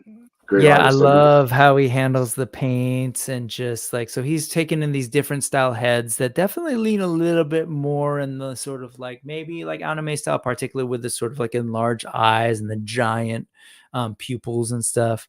But man, the Mythic Legions buck and the system is such a great canvas for creating characters. And again, is she a doll? She's got a scarf. No, I'm teasing now. But yeah, and then working her in with this sort of like fairy type thing. I love it. And I actually hope that we start to see something like this, like actual fairy type winged, people in Legions at some point. I actually would love them if they were even somehow smaller. But I think it's really cool. And I like where he's going with this sort of new direction. It seems like he's kind of exploring sculpts like this. Look at that lighting. Because we're seeing a lot more, like, it really focused on a lot of the customs he's doing are these sort of like more feminine women. I was just gonna say for more feminine characters in general, but these women, again, with that sort of like larger eye kind of thing. His work is great. That's tough. I asked him about, dude, how do you do eyes? And he's like, that's so hard. It's hard. It's hard, bro. And in fact, if you look at, this is no shade at all to Four Horsemen, because I get it. But if you look at a lot of especially the early characters, a lot of them don't have pupils. A lot of them have full on painted eyes. Because it's hard, and it's probably hard to get a factory to kind of reproduce it well. So I'm loving these heads that are very inspired by particular period artwork. Yeah, it looks good. It definitely looks like a pinup girl. So this is going to be at Legions Con. Are you? And I'm assuming you're going. I haven't officially heard. Are you Yeah, going to be yeah, I'll there? be there. Cool. I'll be You got there. your table. And you're gonna be selling your stuff. I got a couple things coming.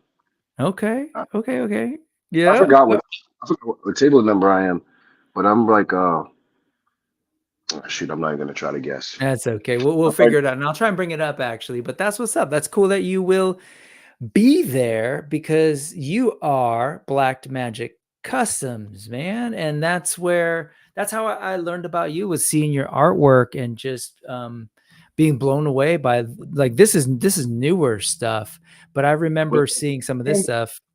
Was was on that? Instagram. First see my stuff was on Instagram. Yeah, it was on IG, and I think there were a couple that I commented on, but one that stands out really early on was a jade cargo, where you used Oh, the parts from the jade cargo, which is a figure I love. I yeah, thought I saw her here earlier. But oh, look at this. Was this yours? yeah, that was mine. I actually didn't take photos of that one. Oh It man, came I've to the never show. even seen this. That's great. Who's that head That, sculpt? that one sold. You Ah. can zoom in and try to figure out who that head sculpt is. So what scale is it? Is this a 1.0 figure? That's an ogre figure. Ogre scale. Okay, so he's bigger. Wait, is that Yeah, an Obama? Is that a Obama face head sculpt? yeah, it's a Barack Obama head. It is, Yeah, right? Oh, it what? it was Barack Obama. That looks amazing. And so tell me about, like, did you do the headdress and that sort of? Yeah, yeah. So I got the headdress from Hey eBay. I man, repainted, okay, and then that's technically soft goods though, right? Look at you. yeah, so yeah, that's soft good. Listen, okay, they're dolls. We play That's with all dolls. good. But hey, this thing is great. No, I had not seen this yet. You were starting to say, how did you go about putting this guy together? um, wanted a Native American figure. Nice. Uh-huh. Anytime I do a custom, this is why I really don't like taking too many commissions. Because anytime I do a custom, I try to do something that I want. Something that I want to see on my shelf. And Okay. Yes. I always wanted a Native American figure, and then Brutal Realm coming out with that. Hopefully they get it done. They can come out with Native American figure because if you want like a Native American figure, it's not much out there. No. I mean, we recently got Spirit. Sure. Before that was I can't even call it. You've got Thunderbird and Marvel Legends. You've got Oh, that's so right. Yeah, if that's we're right. You got it. strictly talking like Northern, so like, there's stuff that's like inspired by it. Like there's sort of like an Aztec Mayan thing in Mortal Kombat that I got. Like these are literally like, I hunt when they exist and they're like pretty cool looking. I grab them because I want them on my shelf. There's a Storm Collectibles one that's coming. That's awesome. But anyway, Yeah. you're right. They're few and far between, and they definitely are, so you wanted to make something inspired by Native American and Native American culture imagery. But tell me more about, like, like these pieces. Like, so it's a Barack Obama head, but he didn't have the headdress. So how did that all come together? So that headdress is actually from another. It's like from a 1/6 scale figure. Okay, got it. So I mean, eBay, you could find anything on eBay. So Sure. but the problem was, they don't. It's 1/6 scale, so it has to be cut down. It has to be scribed. But the head is definitely 1/6 scale. But Gotcha. so that's what I did. I That's just got. amazing. So I originally got the head just because I bought like a bunch of. I just bought like a bunch of 1/6 scale heads to see if they would fit on the not the Ogre. brute scale, the ogre scale. Scale. Because Yeah. we got these cool ogres from the Horsemen, but we were limited in heads. You Yep. only could either armored head or just like the orc head or something like that. Yep. So I wanted to make more characters with using this body. Couldn't find any heads, and the ones that the 3D printers were making, they were cool, but I wanted like more human like more half giants. Gotcha. So a lot of a lot of the 1/6 scale heads, sometimes they look right on that buck, and Mhm. sometimes it's extremely too big. Yeah. And so yeah, put this head on. His head was a little tall for the body, but with the headdress, it kind of just all fell in and blended in. Yeah, I was gonna say it works largely because the headdress kind of like confuses the eye, so that you're not really thinking about like how large is his head or anything, because it it could be whatever underneath there. But man, the paint job is fantastic. Like just it's real like it's real bold, but like a thin layer. I don't know. Like you don't see like the paint caking or anything. It's really good, man. Yeah, Love it. thanks, man. Is this Yeah, this like was. one of your earlier pieces? This came with me last year. This was 23. Yeah, this was with me But in last terms of year. your customizing journey, like, is this? I'm just curious. How many figures do you have to get to this kind of like painting? Because this is Um, I don't even know, man. To be honest with you, if someone asked me how many customs I've done, I could even answer wow. because Okay. in the beginning, in the early days, I was practicing. I was still learning how to customize to this day. There's a lot of things Yeah. that Yeah. I haven't dipped into airbrushing either. Like I've never airbrushed. Um, Okay. so that's something I would want to learn to do, but I feel like I'm kind of like I like using the brush Uh huh. because I did try airbrushing once. I have an airbrush. Uh huh. It was a little bit different though than just like it was definitely different than the brush because sometimes with the brush I may change different colors or different things. With the airbrush, it's like, okay, you airbrush this one color and this is going to be that color. You're And then committed. once you Yeah. airbrush it, yeah, yeah, and so yeah, I mean, this isn't too early. This was just last year. Okay. And Because I'm looking because at this, and this I is an started airbrush, but you've got like this blend. How are you the red? Is that the just red. stippling, like just the brush kind of doing its thing, like a drier Um, brush? yeah, well, oh, you mean like going down into the arm? Yeah. Do you see how it kind of blends? How do you? That yeah, I had worked it in. I had to work it in, like kind of Damn. like so you paint. I would paint the red, and Hmm. then I would like once the paint starts to come off the brush, it would be like kind of like of a dry brushing Yeah, process, which is good. drier. Right. So you just kind of like slowly fade it down until it kind of like blends into that fade. It's kind of hard to do. It's kind of tricky, especially if Yeah. you want to do it like in a straight line like that. Right. Up here in this edge. Yeah, that one, the top edge was kind of easy. Well, no, Uh-huh. you know what? Not even gonna say it's easy because he's got the muscles and stuff like that. So Uh-huh. you try You're to go working very. around it. Sometimes you think it's easy when you're trying to draw that line across like bicep and then tricep and then whatever you want to do. It That's starts good to get work, bumpy. man. It's fantastic work. I love everything that worked on the face. Ah, it's really good. Did you model it after a particular, like, was there reference art or like a particular people's whose work you were looking at? Or Um, I do take like just different pictures of like I would go to Google search and type in Native okay, American warriors. okay. I just get kind of different ideas of Yeah, yeah. what I do, and I'll That just was change the color, try to mash everything up together. that was fantastic. Let's talk about cosmic and the sort of like, sci-fi of it all. What are you looking at here in terms of the inspiration? Because like I'm seeing some things, particular elements So coming out of Africa, but this was actually a friend of mine gave me this head. okay. So a friend of mine gave me this head. Uh-huh. Um, and she had this head actually has the same haircut as my wife. My wife has her Uh, side her shaved sides, and she has twists on top of her head. So originally this head, I don't even know if it's on Instagram. If I have a picture, I did a tribute figure for my wife, and using oh, this head. that's awesome. So I told my friend, hey, you remember that head that you said, you think you could, I can get some more of those? And he gave them to me. And then, when he gave them, they were actually upscaled to 1.0, a bigger size. Yep. And the head's been sitting in my bin forever because we didn't have any 1.0 females in the line. So it's just been sitting there and I have a buck for it. So when this buck came out, I pulled that head out. I was like, oh, it's perfect. But I guess you could say the inspiration was Cosmic. Cosmic came out. I was like, definitely wanted her to blend into the realm of Cosmic, to the whole sci-fi thing. And the head of Vorga. Vorga is the Yep. original figure.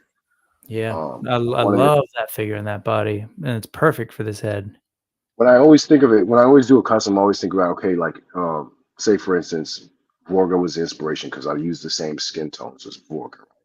So if this was another species that hangs around Vorga or is Vorga's friend or something like that, or whatever, what would she look like, right? What, and you just go from there, kind of just freestyle it. Love it. So Yeah, I just kind love of that. The choices on the skin tone, the kind of like the, I don't know, patches or patterns that you've got going on there. It's really cool. yeah, that's all freestyle. I had no idea where I was going with this. I tried different lipsticks, I tried different hair colors, and just ended up with that. That's cool. Definitely, I'm gonna tell you right now, the color of the bodies and stuff like that, with the tan, the reds and stuff like that was definitely military inspired. Actually, it was I Yeah. started pulling up what is that? What is that toy line with the mechs? Is it Joy Toys or something like that? Oh The yeah. mechs? Mm-hmm. Yeah, so I took a color Colin. scheme. I took a color scheme. I was like, what color, would look good with the silver and the skin tones and stuff like that, and just went with those colors. It's cool, man. I love the whole like sort of Afrofuturism thing going on. And people often like a lot of customizers will like have stories that they kind of come up. Do you do that at all? Do you like kind of create characters after the fact, or you just kind of like do the visual Yeah, thing, let it go? I I actually do that sometimes. Mhm. Actually done that a lot of times. If you go in the Cabal, you get to nerd Mhm. out over there. Yeah. Not like Instagram. I just started Instagram, fairly new to the social media on IG. But on if you scroll back on Facebook in the Mhm. Cabal, I've made stories for almost all my characters. Okay. Little Right on. like little small little bios, to mimic the horseman, get to nerd out a little bit, put your little character in the storyline and stuff like that. I Yep. don't think I made a storyline for her though, but Okay. her story is definitely in my head. Yeah. Okay. Yeah, she Man, actually sold last year. This is one of my favorite ones. And I'll tell you this much: this one was hard to do. Hard. I mean, the details and these new cosmic figures are a lot of little sculptural details in there, yeah, right? they're Yeah. killer. Yeah, they're killer. Because when you're doing like these bolts and you don't want to get into, you don't want to bleed the paint, you have to do you know, Yeah. Yeah. everything. Man, it's really great stuff. Here's I just realized, so I was asking you about the Jade Cargo. So this was the thing. One, I love that Jade Cargo figure because so I think it's fantastic. I didn't even know I'm not a wrestler guy. I just saw her in the store, so I don't even know who she was, and I kind of learned about her after the fact. But that sculpt and that face, I was just like, oh man, I need to figure out a way to work her in. Um, I think she's in a bin right now, but I got like a big old fur because like what I got going on here is a little bit of that. Think if Mythic Legions and Cosmic Legions were mashed into a line, like Masters of the Universe or like old Flash Gordon sci-fi / swords or whatever. That's what's going on. So mine she's got a big old fur, like big old white fur and that kind of thing. But when I saw this, I was like, oh, and in fact, you didn't answer me, friend, but here's me. I apologize. No, I totally. I didn't even like any. I didn't answer anybody. I'm so No. bad with Instagram. I'm Like, 100% joking. I don't look at all my stuff. Like it's hard to respond. But no, I was just wondering because here's the question: was what body are you using? And so, what body okay, is this? that is here. I'll show you. It's a Zesray body. Oh, it's a Zezre one. Okay, cool. Zesray body. Yeah, these Yeah, are some of the coolest 112 scale I female got body. all of those in from that wave. All the women from that wave. I love those bodies. Yeah, And I so, love these. does that head pop right on? I haven't tried that. No, it's Okay. actually I have it right here. So I'm actually not done with her. This is not even done. I was gonna leave her black, but like her armor and stuff like that, all black. But I decided I think I want to just her and the other one. There was another one that I did with the other using the other Zesray head, the black girl. Yeah. I kind of like was going with my whole little theme I was thinking about doing. The Okay. head is not popping, so that head I originally drilled it out and I see. put it on a female Templar for Okay. Legions, and that she cargo and the Templar body was in my shelf for the longest. Then when I got my hands on these S-ray figures, I started playing around with it, and then the Bernice body the tone was a little bit tanned, and I was like, well, what head? And I seen the car, I was like, then you sticky tack. You Nice. don't have any customs like sticky tack like underneath the head. Yep. Yeah. It's like a tack. So To yeah, make it that's just fit. right. Yeah. And so then the shoes, I'm asking you like very tiny details, but I'm curious what's going on with that? Because those aren't the figures. She just had these are feet. the eights, right? These are the eights or the someone can But comments. who makes those? People just make the shoes? No, I actually got this. Where did I get this? I think I got these. I think I got them on AliExpress. They were from a Michael Jordan figure. So they Okay. had a Michael Jordan figure. But the figure was too small because I originally bought the figures. I wanted to put the clothes on my doll, like the soft goods. Yeah. Yeah. See, there you go. Just embrace it, man. So the Zesray figures, right? So I stripped them all butt naked, and I wanted to make like I kind of wanted to make like a hip hop. This was the original idea. It was like a hip hop guy, right? So I started going through. This is around the time when we was talking about this before, when I was looking for soft goods for the dolls, right? Right. So I was like, oh, I wonder if this would work for the male figure. So I bought the figure. I bought the Jordan figure, and it didn't work. The clothes were too small. The figure was too small. It was like I guess you could say a true 1/12 scale. It's really tiny and stuff like that. But the shoes were way too small for the guy, and so I put them away. And I was like, oh, well, what if they'll fit the females, and they pop right on the female peg. Okay.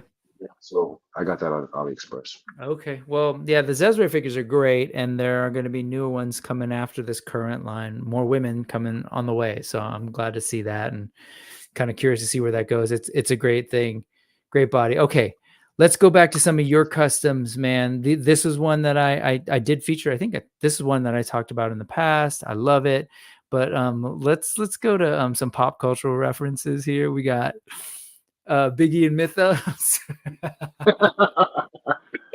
Oh man, I had to do that one. I love that figure. I love Super Seven doing with the figure. I wish they would do more. I noticed in your last show. I didn't even know that the little ones that they're doing, the Boosie Collins. Yeah. Man, I really hope they're successful because I'm loving these 1/12 scale figures. Yep, The that's Biggie one, exactly right. I had to have this one. I had to have it. Yeah, man, it's great. That they definitely look at the sort of like what sells, and then to help make their decisions on what to move up to the larger scale. And then there's one more. Here we go. Show enough. Here we go. I love this, man. I really The Last Dragon. Yeah. I love it. Is there a Bruce Leroy coming too in Mythos? You just want to ask me that. I don't think so because I like him. I like him better. Okay. Yeah. No. Show enough is the man. Show enough. Yeah. No. This is great, and I love it that there's multiple looks to that head. It's funny. The head itself it's got a little bit of like an animated look to it too, and I kind of like it. Like it's not a straight like super photorealistic kind of thing. But it's crazy. They've sculpted it in multiple different expressions. Yeah, it was a commission. I got his friend of mine named Tiago. No Yeah, kidding. friend of mine. Okay. We took a picture. Gave him a picture of it was like an animated picture of Show Enough. Because I didn't want to give him like the real picture of the actor. Yeah, I wanted to get like an animated picture, so it could kind of be like a little cartoony, fit in with the lines. I thought it would be easier for him too. But he killed it, man. He killed it. Yeah, it's great. So you're saying Uh, did somebody else do like an animated style of shown up kind of thing? I need to check that out. it was just a photo that was just out Out there there. on the web. Yeah, somebody did like a little cartoon version of him. I'm gonna try and figure that out and credit them because it's pretty cool, man. I wonder if they've seen this, because I think they'd be flattered, or I'd hope they would. But that's cool, man. It's great. I love that. I didn't realize you said Tiago. Where can we find Yeah. Tiago? Are they on Instagram? Um, I think he's on Instagram. I don't think he has an Instagram. Okay. No, but if you get a chance and think of it and you get contact, I'd love to put that in the link so that people can kind of check out their work. That's great work. And then Sure. here, let's a couple more and then I want to get to the more current stuff. But there was one other one. Where'd it go? There were creature type things. I'm pretty two things, the Egyptian stuff. Okay. First off, this one, and I've seen these sculpts before, and I really love your color choices on this head sculpt. But yeah, what can you tell us a little bit about what you're thinking as you started This one right doing these? this one's actually an older one. This is actually an older one I did when I first started into the line. When this is I guess you could say this is my like version of the Nikki Nicole one I didn't get. Nice. You That couldn't head get it. sculpt You was made your own. I made my own, yeah. Yeah. I believe I got that head sculpt from I want to say My Action Figure Customs. Okay. Sold that head. Okay. Yeah, My Action Figure Customs. And then the body is from that's actually a WWE figure. Oh, no kidding. The torso. Yeah, the torso and the arms, yeah. Okay. The torso is from a WWE figure, and then from the waist armor down is Mythic Legion. How do you end up connecting that other figure's torso? Are you carving a hole to fit on the ball joint, or is it sort of sitting I there?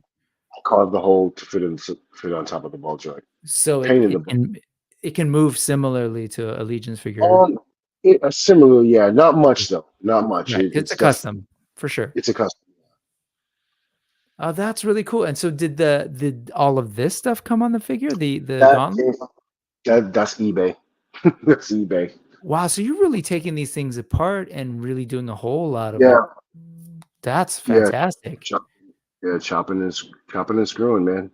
Look at you. So like what informed that? Well, I guess you were saying you're doing contracting work, so like using tools when working with materials isn't totally foreign to you, I'm assuming. Um, Like, how do you no. get into like I'm gonna find toys, chop them up, and glue them? Like, is that you're just discovering different ways of doing that as you go, or I mean, kind of. Yeah, wow, I mean, I guess you could say. yeah, I don't. That's actually a hard question. I don't know how that starts. that's fine. Yeah, it's amazing though. Like, I'm curious, are you talking to other customizers who give you ideas on how to do stuff, or are you just experimenting and kind of figuring stuff out? I'll be honest. I experimented with this one. This was a total experiment because, Wow. well, when I first started collecting legions, Mm-hmm. that bare torso that you see like everywhere Yeah. now, you couldn't find that stuff. Yeah. Like it was hard to find. So, unless you were paying like $150 to $200 for some of these body parts or some of these pieces, you weren't getting it. And then if you did pay that, you're not going to paint it. Right. I definitely didn't want to paint it up and use it as a test, Right. especially when starting off customizing. But I was walking in the store, and then when you start customizing, you start looking for things that are the forgotten pieces. I call them, right? People call it fodder, or I should say the forgotten pieces, forgotten toys or whatever. And then you start chopping them up and starting to see what can be salvaged out of this this figure. Can I use like for instance this one? A friend of mine, Joe Vassapolo, gave me this at IshCon. Right? Okay. Ooh. Wow. It's just a hand, right? It's a hand for some figure. I don't even know what it is. Huh. I know it's a hand, but it's like an Egyptian hand. I don't know what character, what figure this is from. That's but cool. I'm going to use it for something, and I that's love kind of how that. it starts, Hmm. and then you just build from that.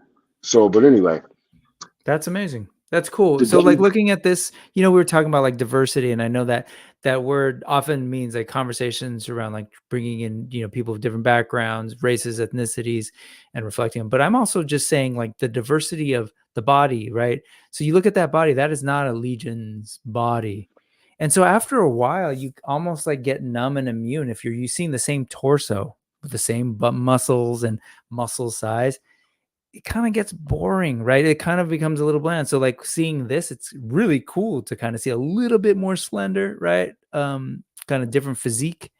So I love that. I love when people are like getting creative like that. In fact, the Arthus Zoron piece I have as it's a custom, somebody printed their own designed thinner but muscular torso, like male torso. So it was like I wanted it because one, it's a dope custom, but also it just creates this new sort of like visual language on the shelf. But yeah, for anyway, sure. so the I'm whole glad, Egyptian, I'm glad you noticed that, see that, because yeah, some people don't notice and see that. I appreciate that, like seeing like the different kind of looks that yeah. you could Well, do like with a lot. again, so these are both your custom. So I'm not knocking you, but like again, this guy's torso is almost the same as this guy's torso, even though I think this is a Varg. But like, it kind of creates like a yeah, I just love I love having a variety of stuff, which is often why I pick and choose from different things. This one though, again, going back to sort of that like the Egyptian theme stuff, but very much like starting to flirt a little bit with some of like the sort of sci-fi depiction or the more supernatural depictions of stuff. I love I it. love, I love that. I love that you said. I'm glad you noticed that. I'm glad you Yeah. noticed that because I didn't. I wasn't aiming for this to be Egyptian. I know Okay. like the neck piece kind of screams like the African Egyptian thing, Yeah. but I kind of want that. I kind of wanted to give him like that supernatural, that like he's like a demon or like a spirit Yeah.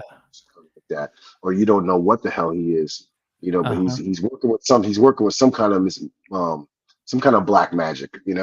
Yeah. Yeah, see, again, I love that where it's like, give us fantasy, sure, give us all sorts of different creatures, but like pull different inspiration influences from other spaces rather. And so I love that actually even Four Horsemen's doing that more and more. I see that more of like Asian influences in some of their stuff. Obviously, they just worked in the Egyptian parts through their Figure Obscura line, and I just think that's gonna make their toy lines like more rich, right? Because we're gonna get different shapes, different like bits of armor, different whatever, right? And we can get creatures like this that, as you say, like it's not necessarily meant to be Egyptian, but clearly that says that, but it creates this whole other creature in the Heck, sort of heck. mythos, man. Yeah, a lot I of people. dig it. Yeah, like, especially cosmic too. Like, I feel like once I know there's millions of Star Wars fans. I feel like once the Star Wars fans find out about cosmic, it's game over. Yeah. I mean, just give them a chance.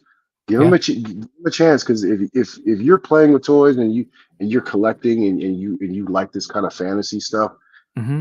whoever you are, it doesn't matter what line, Ninja Turtles, Masters of the Universe, anything, Star Wars, Star Trek, um, you have an imagination, right? Yep. Yep. And and you got to once you open your imagination, all these new characters are just gonna like they're gonna cater to you. Yeah. They're gonna warm your heart, you know. Yep. And I think a lot of collectors, they have this imagination and they feel like the only stuff that they're getting is what they're handed to. You Right. know, Right. there's Right. a lot of they don't realize that there's a lot of artists, toy artists, and there's a lot of companies that are giving you these new IPs, these new imaginations. That you could have. Hmm. Once you tap into it, it's you know That there's no is end. that's 100%. And then I think it's no accident that you're playing in the Mythic Legions, Four Horsemen, Cosmic Legions world, because they've built a system, brilliantly built a system where you can pop these things apart and put them together. It's Lego, man. Like this line totally like scratches a bunch of different itches for me, both like action figures and like the idea of like taking them apart, like a minifigure. You know, probably seen your sons, and you take off the head, take off the torso, and mixing matches parts. Like that's the basic concept. But this is like, you know, when I do it with my Legions figures or even with my AWOC figures, where I'm like, you know, taking off armor and taking off feet, putting them on things. It's a little bit of that, but now like with a lot more detail and a lot more like, and you're doing this whole other thing that like I want to eventually move to and like start taking pieces from other toy lines or like mysterious parts and creating these unique things. Like I love this stuff. This stuff, it's like definitely again influenced by Egyptian stuff, but there's this sci-fi thing going on in that sculpt. And this, man, it's cool. Like I believe is that what's going on? Is it soft goods? Oh yeah. Oh yeah, it's soft goods. It's definitely soft goods. I cut that thing up. It's great, man. Like so it's a whole other palette. Like, was. and we're seeing it now, right? With CJSM, with the CJ and Keithlin doing like adding what they're adding to the line.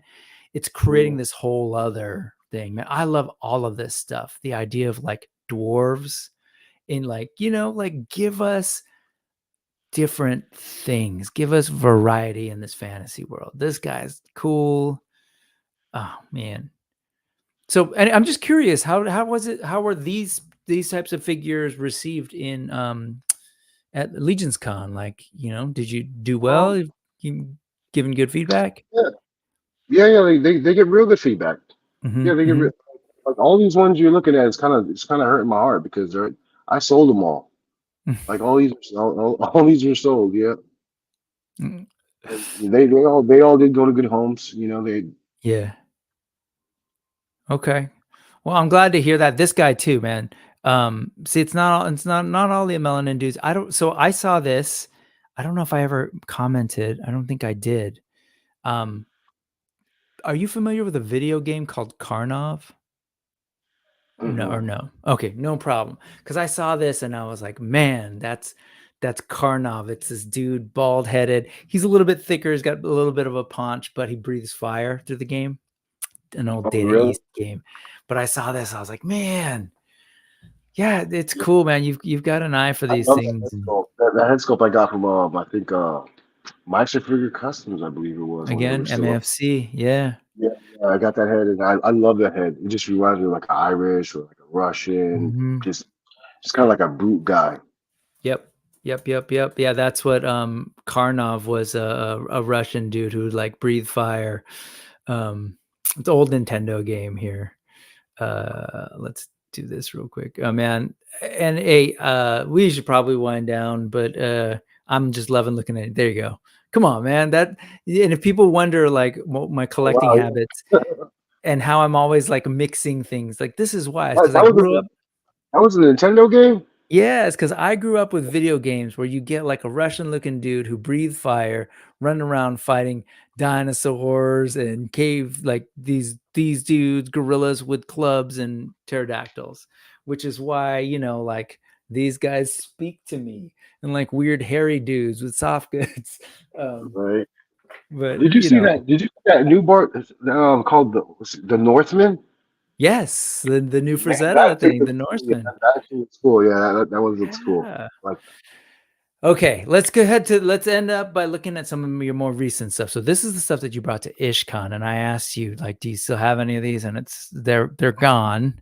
But when I saw this photo, man, I was like, okay, I see you. I love what you're doing. You've got definitely the traditional like Egyptian thing, but to see that head with the markings and everything, but with the tie, amazing, man. I love it. I love the mix of things that are happening in this character. Yeah, I gotta thank my friend, man, because I told my friend, I said, listen, you know, I always tell my friend this. I say, hey, man, you know, I know you're in the world, in the 3D market world, because I'm not in that world.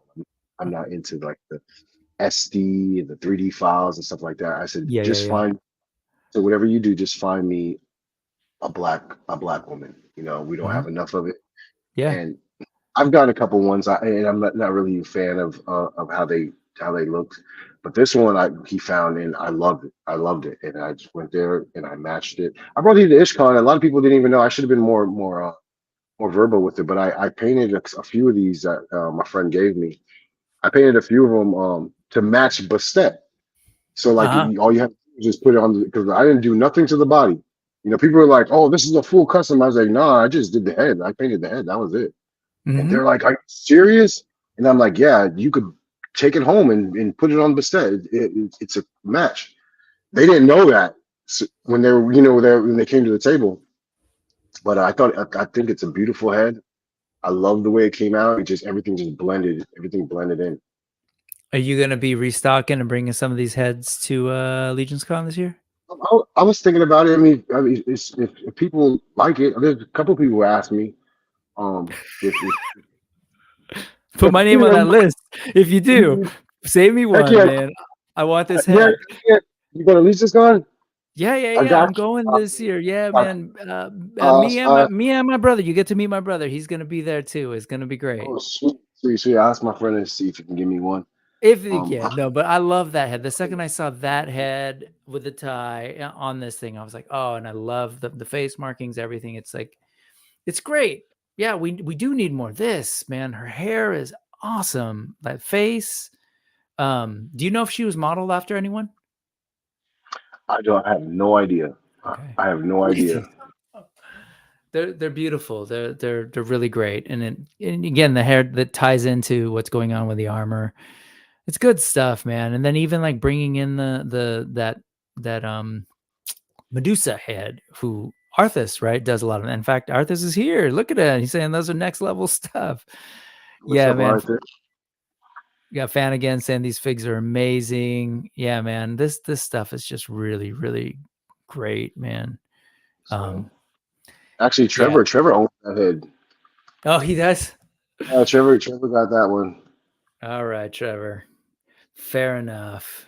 Yeah, no, he's doing great work in like taking pictures of all most of the toy lines that I love. So it's like, okay, great. Let's make him happy. Yeah, this is cool. I'm not a good photographer. I hope Trevor takes like a good, cool picture of that head. I would love to see it like in one of his dials and one of his backgrounds. This one. yeah, that was I actually love that one. How that came out. Yeah, it's fantastic. The pictures don't really I should have brought that one too. The pictures doesn't really show like how cool it looks on the figure. Mm-hmm. They like in person looks really cool. Oh, so you didn't bring this to IshCon? No, I still have that head. Oh, okay, good. Put my name on that one and tell me what you want for it. that was a personal one. Like usually it's all personal. Okay, well you can keep it if it's personal, but if you're selling it, put my name on it. I might bring it out. I have two of them. I have two of them. No, I love your work and I love what you're doing. I really do appreciate it because I think it's super important, and I'm glad you have this outlet, man. I love. We saw, was it Zoe Ole? She's making cool little dolls for younger kids, but then there's like older kids like myself who would love to have some of this stuff on my shelf. So it's great, man. Look at this. Thank you, man. Thank you. I appreciate that. Hey, thank you. I know we went a little long, but thank you so much for hanging out with me and talking about like needless ephemera, man. But it's like, it's the lifeblood. It's the inspiration, the art, and just appreciating it with other people, man. So you're doing good stuff, and I love it. So when's next? I know Legions Con's in November, but are you doing other shows up to that or no? No, it's just Legions Con. IshCon was actually new. I only was doing Legion Con. Okay. Okay. Cool. So what are you thinking? You're gonna have full customs? Are you gonna focus on heads, or what's the game? Is there a game plan? No. Okay. I will have some full customs. I will have some full customs there. Okay. And I have a few heads.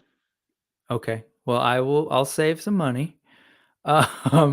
Just hopefully I get there. I'm going to be working with Spiro and helping with their table, so I'll be busy a lot of the time, but at some point I want to go over and see what you got. Arthus is saying hello from Thailand.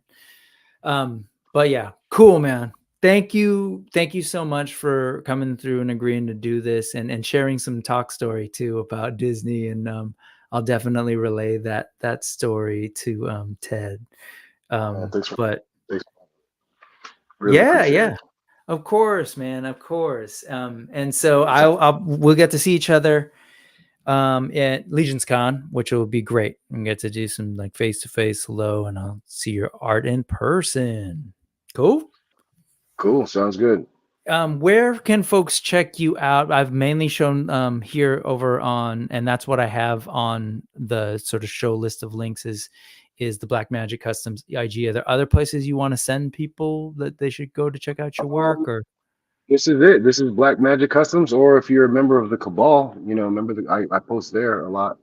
Mm-hmm. Well, I haven't posted recently a lot, but I originally was just in the Cabal. That was it. Okay. But I got an IG. Follow me. I'll try to follow you back. That's cool. Platform. Right on, man. So Black Magic Customs, folks, check it out on IG. This has been another episode of the news with Jovanny up there. Thank you, Jovanny Bly, for hanging out. Again, of course, every Sunday, 3:45 p.m. Pacific, 6:45 Eastern. We're doing it next week. I'll be with Toy Pix, who was in the chat earlier. Come through, check it out. I appreciate everyone who stops by. And as you do, I'd definitely appreciate the like and subscribe and all those things. The channel is doing well. And as folks heard, last Wednesday was the 2nd year anniversary. But yeah, I think that's all I got. Anything else you want to say to the folks before we cut out of here? Thanks for watching, man. And thanks for you guys' support. Really appreciate it. Yeah, man. Great stuff. All right, folks. That's it. We'll see everyone. Goodbye. Have a great week, folks.